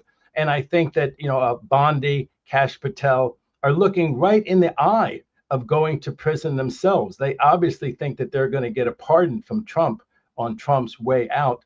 But, you know, those things don't always work out. They could be in contempt of court. There's some power by federal judges to punish a contempt of court, even appoint a lawyer, you know, distinguished member of the bar to prosecute. That is one thing that the judiciary can prosecute, despite the separation of powers, a contempt on that court. So that could certainly be one thing. Some of these things are state violations. I keep saying with on your show, the state needs to get more involved in some of those things. And you saw what happened with Trump. You know, Trump has his presidential immunity, according to SCOTUS, 6 votes on SCOTUS at least. And of course, they can do whatever they want to, whether it's right or it's wrong. It's right because 6 of them or 5 of them did it out of the 9. And they did it. They gave the president immunity. They didn't give anybody else immunity. There's no way you can stretch that decision to say anybody but Trump got immunity. Patel didn't get it. Bondi didn't get it. And of course, all these minions, these puppets, like this lady that they just sent into court. One thing, it was kind of a Saturday Night Live version of what happened. I mean, what we know about it, it's very hard to find out about the grand jury. There are grand jury secrecy laws, but a lot of people are talking about what happened. Some of those things happened in open court. So you asked me one day about, won't they indict a ham sandwich? Because I used that expression. And I said, well, they won't indict a completely rotten ham sandwich. And apparently many of the grand jurors thought this was a completely rotten ham sandwich against Comey. So I had to actually look at it. There are 23 members on a grand jury. There has to be a certain quorum of them. And it turns out you have to have a majority vote. I think when I was a prosecutor, it was 23-0. I don't think anyone ever dissented from one of the indictments because you're the only one in the room and you believe in the case and you and the agent explain it to the case and they vote a true bill, as it's called. Apparently, there was 14 out of 23, Mark. So it just barely made it. The grand jury. 14 out of 23. So 9 of the people there, with only the government explaining their side of the story, still thought there was no side of the story that they should indict Comey for. Apparently, a majority decided on count 1 that count 1 was garbage. So they wouldn't indict on the proposed count 1. They did 14-9 vote an indictment, a true bill on 2 and 3, and that left her this insurance lawyer that Trump Lisa Halligan, I think is her name, yeah. Hannigan or Halligan to do the dirty deed. So she goes in to do the dirty deed. This is an unusual situation. She's got a 3-count indictment and 1 count's not returned. So apparently she signs 2 different things, and she may not have signed the right thing the right way. And if she didn't sign the right thing the right way, it's no good because the statute of limitations has now run. So any defect, even a technical defect, can't be cured right now because if a grand jury return now is untimely, it's too late. So I said last week, I think it was, that I thought it was 50-50. There were 2 things that were about equally probable. One was 50-50, the judge would throw out the indictment. And it may be a little bit more than 50-50 now that the judge will throw out the indictment for these technical violations and just other things like that. It's also possible that it will be thrown out for selective prosecution, but that one will be fraught. The Trump administration will appeal that. And who knows what SCOTUS will do with that, because selective prosecution is much harder to prove than it ought to be. We all look at this and we know this is selective prosecution. Only, they say, only somebody with a law degree and sitting on the U.S. Supreme Court can somehow figure out why this is not selective prosecution in the case of Trump and Comey. Well, and he stipulated in writing that this is what he wanted, was this indictment. And the President of the United States, it seems pretty demonstrable. I want to quickly move to the crackdown on domestic... One last thing, if you don't mind, one last thing. He didn't whisper this in someone's ear. He sent out a tweet, right? An X, to tens of millions of people. I thought the other 50-50 chance was that he would go to trial and the jury would find him not guilty. At the very least, they would hang. I mean, the jury's not going to find him guilty 12-0 beyond a reasonable doubt. And they say in the reporting that he wants a trial, Mark. And I will tell you something, from my dozens of years in federal criminal defense, nobody wants a trial. Anyone who says they want a trial, they don't. They'd rather have the case dismissed and sleep at night, sleep soundly at night, and not risk a trial. Even if you're Comey, no matter how weak the case is, he will make those motions and try to win on those motions, not just drive the case rapidly to trial. Well, as I've said repeatedly here, I mean, you don't want a trial. You don't want even an investigation from the federal government. Even if you're James Comey, it can drive you to bankruptcy. It can ruin your life. It can ruin your marriage. It can ruin your family. It can just, it's a destructive, big bowl of awfulness. And so, of course, as you say, David, he doesn't want it to continue. And I just would say this, that, I mean, you make some really compelling points, and, you really note the law here in a big way.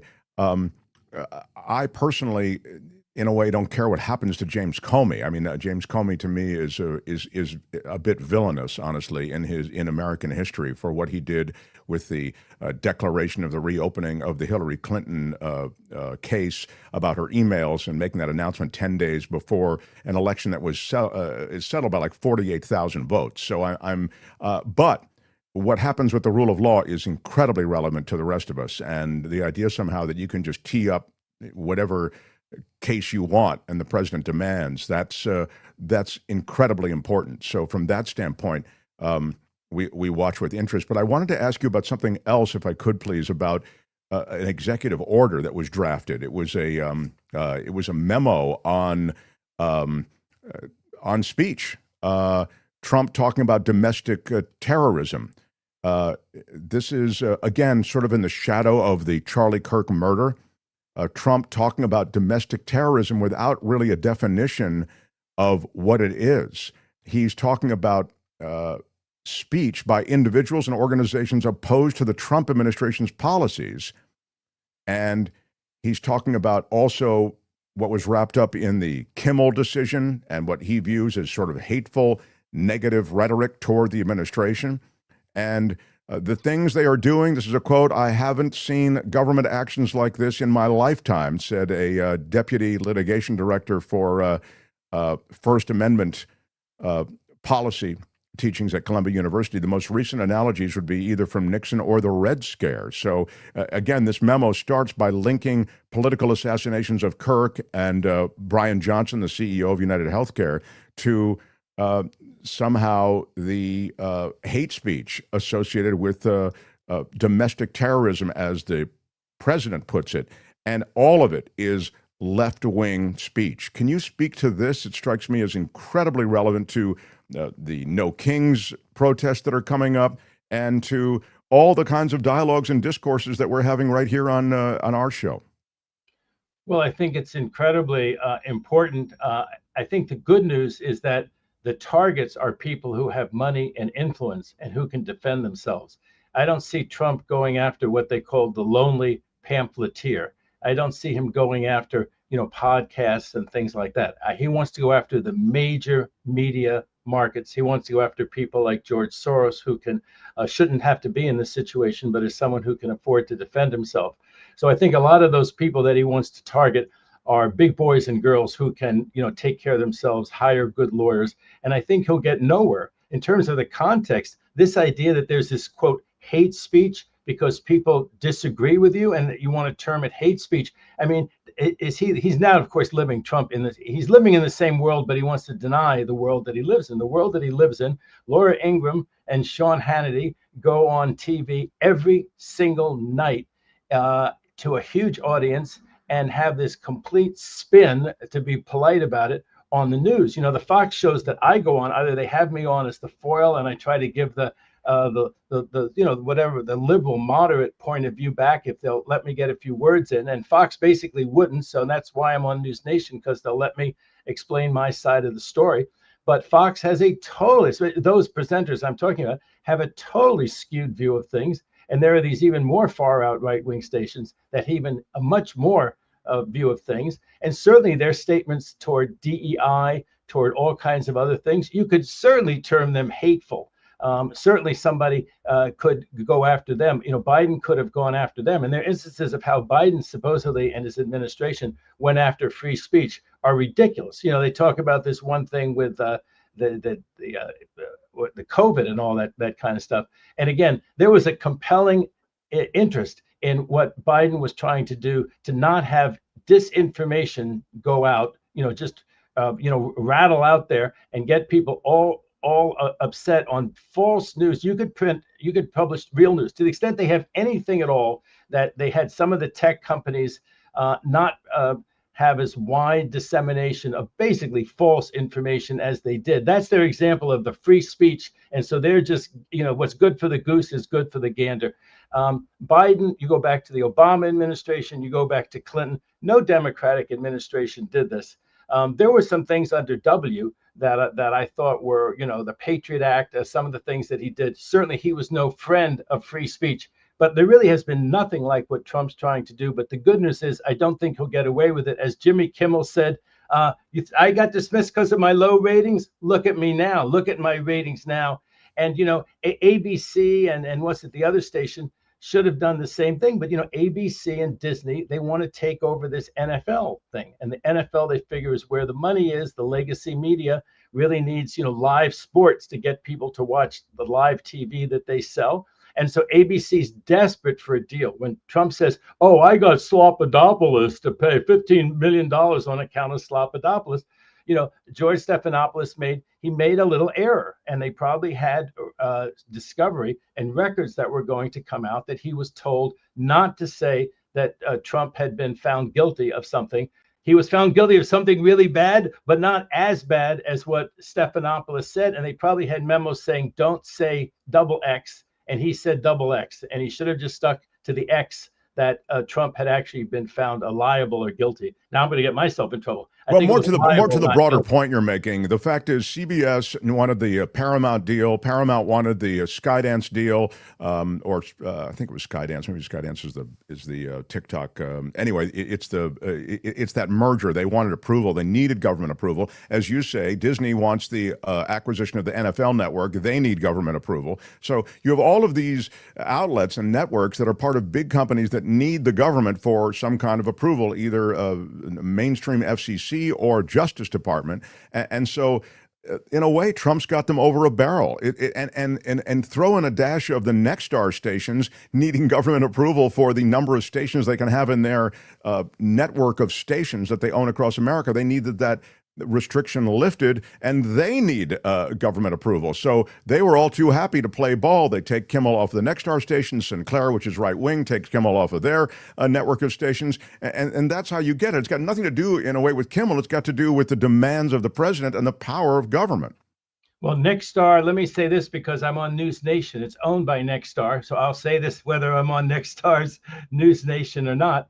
They and Sinclair are trying to get too high a concentration of stations. Traditionally, the amount of market penetration that they'll then have if these deals are approved, they should not be approved. And so part of the reason that they're kissing the FCC's and Trump's butt is because they want an approval that they probably should be denied. But as to all of these approvals, you can go to court. But of course, it's more fraught and risky to go to court, even with great lawyers, than it is to just suck up to Trump to do his bidding and to have Brendan Carr approve your deal, which, by the way, Brendan Carr approved the deal for Paramount, or whoever was in the administration approved the deal for Paramount. It looks like they really need Brendan Carr for that Sinclair and that Nexstar deal, and it looks like they're going to get it by giving. Well, and the court and going to court, as you suggest, takes time. It's uncertain, and they'll find other ways. Now you're on an adversarial footing legally with the government. They'll find other ways to F you over. I mean, it's a fact. I wanted to just mention, Mark, that happened with some of those law firms. I just want to say that too. I'm no friend of those huge 10 law firms. I think it's all of the top 10 law firms, the ones that make billions of dollars in revenue. Just think of them as any other corporations. They want to show the world a little pro bono. They want to get the idealistic top law students to go join their law firms. They are not pro bono institutions. It may be law, the rule of law. That's all very nice. These are enormous money-making firms, billions of dollars, partners who make over $10 million year in and year out. Do they want to make half of that money, only $6 or $7 million a year, to fight for the rule of law, to do the right thing? No. So a lot of them didn't stand up to Trump. But from another point of view, just from the lawyer point of view, if you're one of those law firms, they don't want to be on the wrong side of the administration, because the next thing, they represent a Paramount. Here's a law firm representing a Paramount. I'm just saying, from a business point of view, given that they're not charitable institutions, whatever law firms want you to believe, they're not, most of them are not public interest. They're not public interest law firms. They're huge profit-making law firms, and they want to be able to tell clients honestly that they're the best lawyer for them, no matter who's in office. And right now, Trump is in office. So it's very depressing with the law firms, like it's depressing with Paramount and some of the other ones. But, and of course, he's willing to use that power. There's been a norm that presidents stand back from that. I don't think Biden used his power that way. I was in the Reagan administration. I didn't really get involved in media things. I was a prosecutor, federal prosecutor under the Reagan administration. But I don't think that Reagan did this sort of thing. Reagan had his own, Reagan, the tax rate, he gave millionaires an enormous tax break. And you can certainly argue that. And he was really bad on some other issues. But he did not. You cannot imagine Reagan doing what Trump Well, no, this is unprecedented. You can fill in the blank. You can play Mad Libs with this. The fill in the blank president didn't have anything do anything like this, and it could be the worst president that you can concoct for that Mad Libs. But the other thing I just wanted to say, two things on the law firms to which you've referred. They are doing pro bono work for the Heritage Foundation. The Heritage Foundation doesn't need pro bono work done for it. A Heritage Foundation is insanely wealthy. Hundreds of millions of dollars they have. They don't How need... about the Commerce Department? Mark, how about the Commerce Department? They're doing work for the Commerce Department. And you wonder, what is this work? Doesn't Commerce hire its own lawyers? It does hire its own lawyers. Are they learning secrets by being there? You know, that's why it's so important that the House go Democratic, that somebody take a look. I think... you know, some of these huge firms over there, what are they doing working for the, are they learning things about our trade policy? Are they learning these tariffs? Are they getting inside information? I don't mean to malign anybody, but that's the sort of thing when you hear that enormous law firms are doing pro bono work at the Commerce Department, forget the Heritage Foundation, you think, what is the point of this? What are they really doing? I mentioned the Heritage Foundation because they're an extreme right-wing group that is incredibly wealthy. They don't need pro bono work done by these law firms that have been completely cowed by this administration. And now there's a new lawsuit. New York AG Letitia James filing a lawsuit, and this is an emergency motion seeking a temporary restraining order against the U.S. Secretary of Homeland Security, Kristi Noem, and her department, accusing them of unlawfully withholding. This is a huge deal, David Katz. $34 million in funding that was requested by the state's Metropolitan Transit Authority, the MTA of New York. They are the state agency that operates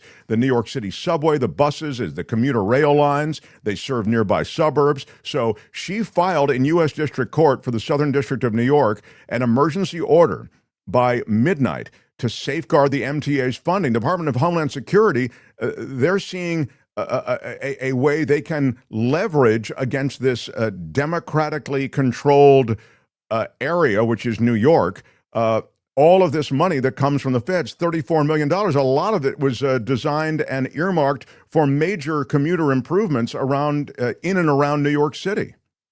Well, I think that they got an emergency order that the DHS cannot do anything else with that money. I think they got an emergency order that money has to be preserved so it can be given to New York for those purposes if New York wins that lawsuit. But this is, you know, we talk about all these things like rescission, we talk about the separation of powers, and people may think it's kind of abstract. This is a perfect example. After 9/11, Congress decided to vote this money to improve these things so that 9/11 wouldn't create disasters like that. I mean, a whole subway station collapsed under the building. People were killed down in the subways. This was to make improvements so that any kind of terrorist attack on New York would create a lot less havoc and loss of life, right? The money was earmarked for that purpose. That's what it's being spent on. That's what this administration, because they want to retaliate against the Democratic enclave. And it's not just a retaliation against New York, it's retaliation against James. You know, they knew that she was going to defend it. So it's another chance to go fight with James again. Remember, she's the one who won that huge judgment against Trump that he has to pay hundreds of millions of dollars. Believe it or not, the amount was then vacated by the state Court of Appeals, and Trump doesn't have to pay it. But anyway, it's another fight with James, which of course Trump relishes as part of the revenge tour. And it looks like that money will be paid out. And think what an outrage it could be after Congress on a bipartisan basis and the president signed that bill, and that money is earmarked for New York for those purposes to make New York less susceptible, less dangerous to terrorist attack. And now to have it withheld and spent on what, ICE, to send ICE troops around to more farms and to more construction sites. And that's what it's about. Yeah, it's about just that, right? That's what it's going to get spent on, and not on protection for New York City against terrorist attack. And I think the judge is not going to allow that. And so far, I think, Mark, you can check it, but I think the judge has already said they have to preserve that money so it gets spent for what Congress and the former president said in the bill it should be spent for. Sure. Meantime, it came in that huge infrastructure bill. But meantime, projects are being stopped down. I mean, they're major, they're infrastructure projects, and they're being shut down because this money is being. So again, now you have to go to court, even in an emergency way, and you have to get a judgment. It's a real issue. One Wow, David, I'm out of time. And I feel like I don't know. Let me just touch on tariffs real quick. Sure. Just review for us what your prediction is on tariffs. SCOTUS is going to pick up tariffs. By the way, let me just mention that there have been, because I know you like to do this, talk about the fact that Trump is being rebuffed in various ways. The VOA, Voice of America ruling I thought was significant. The ruling that you can't shut down Voice of America. What's her name? Carrie Lake, who runs the company that sort of handles the government company that handles the sub-company Voice of America, can't fire all that staff, almost 600 people. They have to rehire them, and that Voice of America can't be touched. So that was a huge legal victory for Voice of America. Real quick, Mark. I know the judge in that case, Royce Lamberth. He's a senior judge, I think, by now. I think he's over 80, but he goes back to the era when I clerked for the chief judge there in Washington, D.C. A lovely person. A rock-ribbed Reagan Republican. Imagine what he thinks about something like this. VOA, Voice of America, since the time that we were fighting Nazi propaganda, then it was to fight Soviet propaganda, to give our view of the world, anti-authoritarianism, liberty, all that kind of stuff. And again, mind-boggling that Trump wants to cut back the Voice of America that's proud of our achievements, proud of our liberty. Why? I mean, the people who think like it's more like we're not fighting the Russians anymore. Trump's joined the Russians. I mean, what a great example that is to cut back Voice of America. And I think the statute's quite clear that it cannot perform its statutory mission without that money. And so the judge said, no, Congress set it up to perform its statutory mission. And that's what I wanted to do. And they can't do it without the money. What's your other thing about tariffs? Well, by the way, that's as inexplicable as stopping USAID. That's soft power that really matters around the world. I mean, that I put that in the same category as the I'll just say it, propaganda, good propaganda kind of, that VOA oftentimes was part of in the post-World War II America. I wanted to ask you about the tariffs. Where do you see the tariff thing, and how do you see the tariff thing coming down? They are going to pick up this question of tariffs at the Supreme Court level. Are they legal? Is the question that they are going to pick up? Well, my streak, and this is for your producer. This may be where Pete Rose doesn't get the hit. I'm on my Katz good hit streak. I've had so many right in a row. Believe me, I'm going to hear about it when I get one wrong. So I'm going to toot my own horn when I've gotten so many right in a row. But you and I disagree on tariffs, and I still think that the case comes from this international court that said that the tariffs were illegal because it's not an emergency.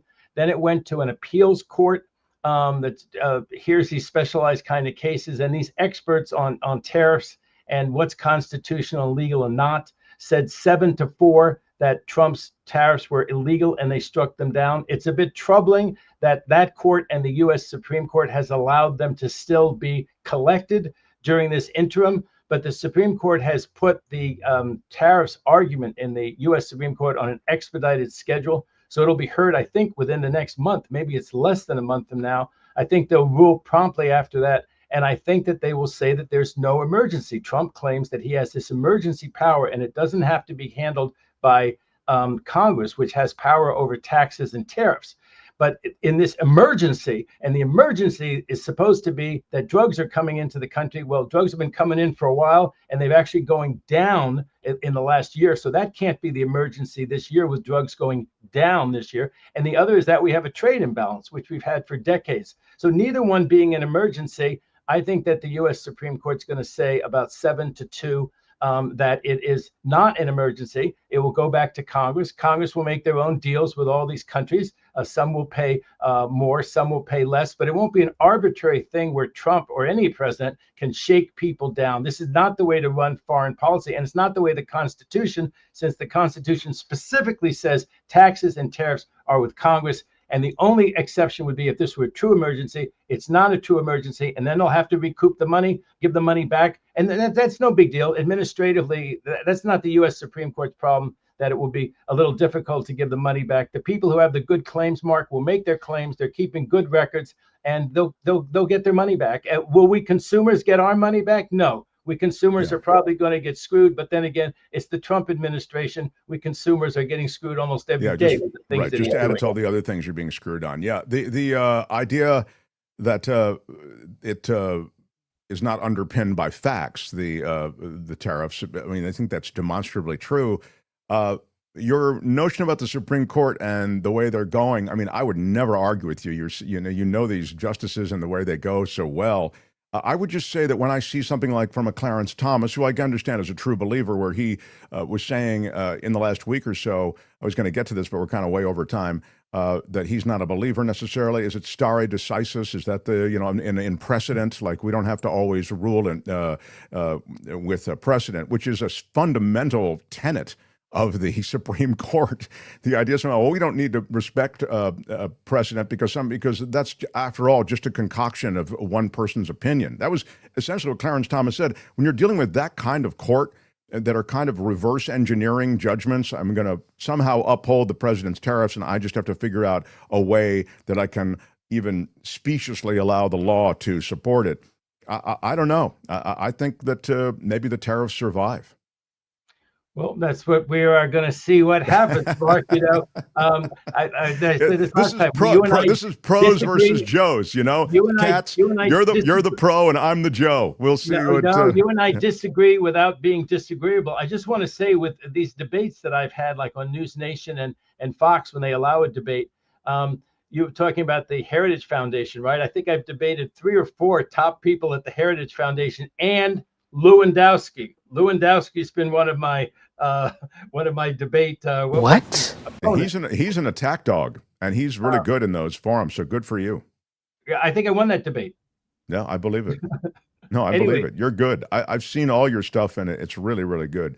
Well, we'll see. I hope you're right. Of course, you bring an optimism. I bring the opposite. But I really hope that your vision of America's future is the one that prevails. Find him on Fox News Channel, on News Nation, and here on Thursdays. And he is playing a hot hand, a pretty good streak going. The great counselor, David Katz. See you, David. Great to be with you. Take care. Yeah, really enjoy it, my friend. I've told you it's never easy being in this business. The Mark Thompson Show. Now, David really served up a good one today. Yeah, he's really served up the blue plate special. Got a lot of stuff onto the platter. But it's kind of time for us to wrap up. Got to make way for Kim's got a hot show called The After Party. And she wants to get over there. I don't know how hot it is, but we do trivia on Thursdays, and that'll be fun. Oh, don't you do 2 drunk women talk about the news on Thursdays? That's tonight at 5 p.m., the Nikki Maduro show. Yeah.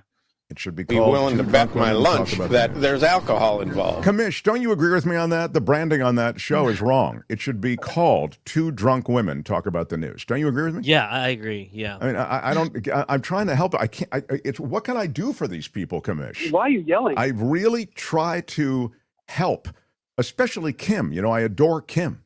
Mm-hmm. By the way, I got an email about you. I've received a lot of positive letters. And whenever I do anything with my, and what was my favorite part of the show yesterday, Albert? When we got done with the show, I turned to Albert and I said, "What was my favorite part of the show today?" This is a yesterday's show, and what did you say? Oh, ribbing Kim the whole time. Yeah. They love it. It's my great pleasure. Yeah. I'm happy to be here, proud to serve. Yeah. I blame you. Oh my God. Kim, how are you? So somebody wrote and said, who was it? Let me see if I can find it. Ole Hansen says, Kim, don't leave Mark in a hot car. I might. Sayonara, sucker. Seriously, what the Let me just see what the if I can find it. No, I don't think I can. But somebody was very annoyed that I've received a lot of positive letters. With me or with you? With me, of course. Oh, that's the only reason I know. They're annoyed with me that I could be so brutalizing you as I was over whatever I was doing yesterday. I don't even recall what it was, but I know that we were really going to town. You were enjoying yourself. Let's just put it that way. It was pretty great. And I thought I'd forwarded it to you, but now I can't find it. I cannot find anything on the show. They do this to me all the time. I don't know what the hell they do it for. Great minds together punch the same drop. Anyway, it's when I'm yelling at Kim, guys. Why are you yelling? Seriously? You don't see through the theater of it? I've got to explain it? Okay. Our old board op, Chris, at KGO, we used to love blaming Chris a lot too, or giving Chris a hard time, especially because he didn't talk on air. We just we just he couldn't defend himself. Yeah. No. No, that's right. Everything we would do, if there was something inappropriate, something sexual, something whatever, I would always talk. Chris, come on, why can you? That was one of the great things. Chris was like, this guy's just trying to hit the times right. You know what I mean? He's just even in the control room, off air, I'd be blaming Chris for everything. I'm like, come on, Chris. Anyway, it's a bit, says Obi-Wan. Yeah, exactly. It's my favorite bit. So, I froze up in the moment with Paul Sisler II. How could anyone be annoyed at Mark? I mean, seriously, who's Mark Thompson, right? Well, do you know who I am? I'm kind of a big I agree deal. with Paul. All right. Look, I'd like to hang out longer, but acetaminophen, commonly known as Tylenol. I've got to help the president with some pronunciations and move along. You understand, everyone. What are you going to do tomorrow? Or what are you going to do next week when Sarah comes on, Kim? Do you remember what I've asked you to do? I'm going to ask her about the loom in her. Oh my God, Albert! I cannot believe Kim got it. That is great. Not going to remember that next Thursday, but Sarah Kendzior appearing on the Mark Thompson Show now Thursdays at 11:30 a.m. Pacific. And that's all. There's never been anything like this. Kim is the Sarah Whisperer. Jennifer Field says it was a lady that coined the Remarkables. I believe it was not. It was not Richard Delamater. Yeah, it was a lady. Oh, well, that's interesting. I remember. Sir. Yes, sir, right. They are kissing my ass. Sir, they're asking me. I thought prices were supposed to come down the second day of Trump's term. The first day he was going to end the war in Ukraine. Oh, you're right. I got my order wrong. I said they were supposed to come out like just a couple hours after he was right. Thank you, Randy. Deborah May says, I heard yesterday that Comey didn't want to be seen as withholding info. Oh, that's in relation to the Hillary Clinton thing, to impact the election. He thought Hillary had it all sewn up regardless. Now, they were separated by 2 to 3 percentage points. I mean, I don't think anybody had it sewn up, but I get it. There's just no conception that someone like Trump, an open grifter and con man, could win, but, there you go.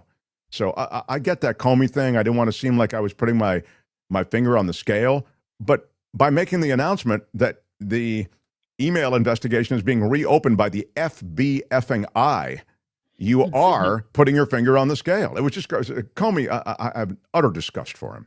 CC Ryder, Reagan would be considered woke because of his amnesty program. That's right. The policy on immigrants under Reagan would be viewed as woke.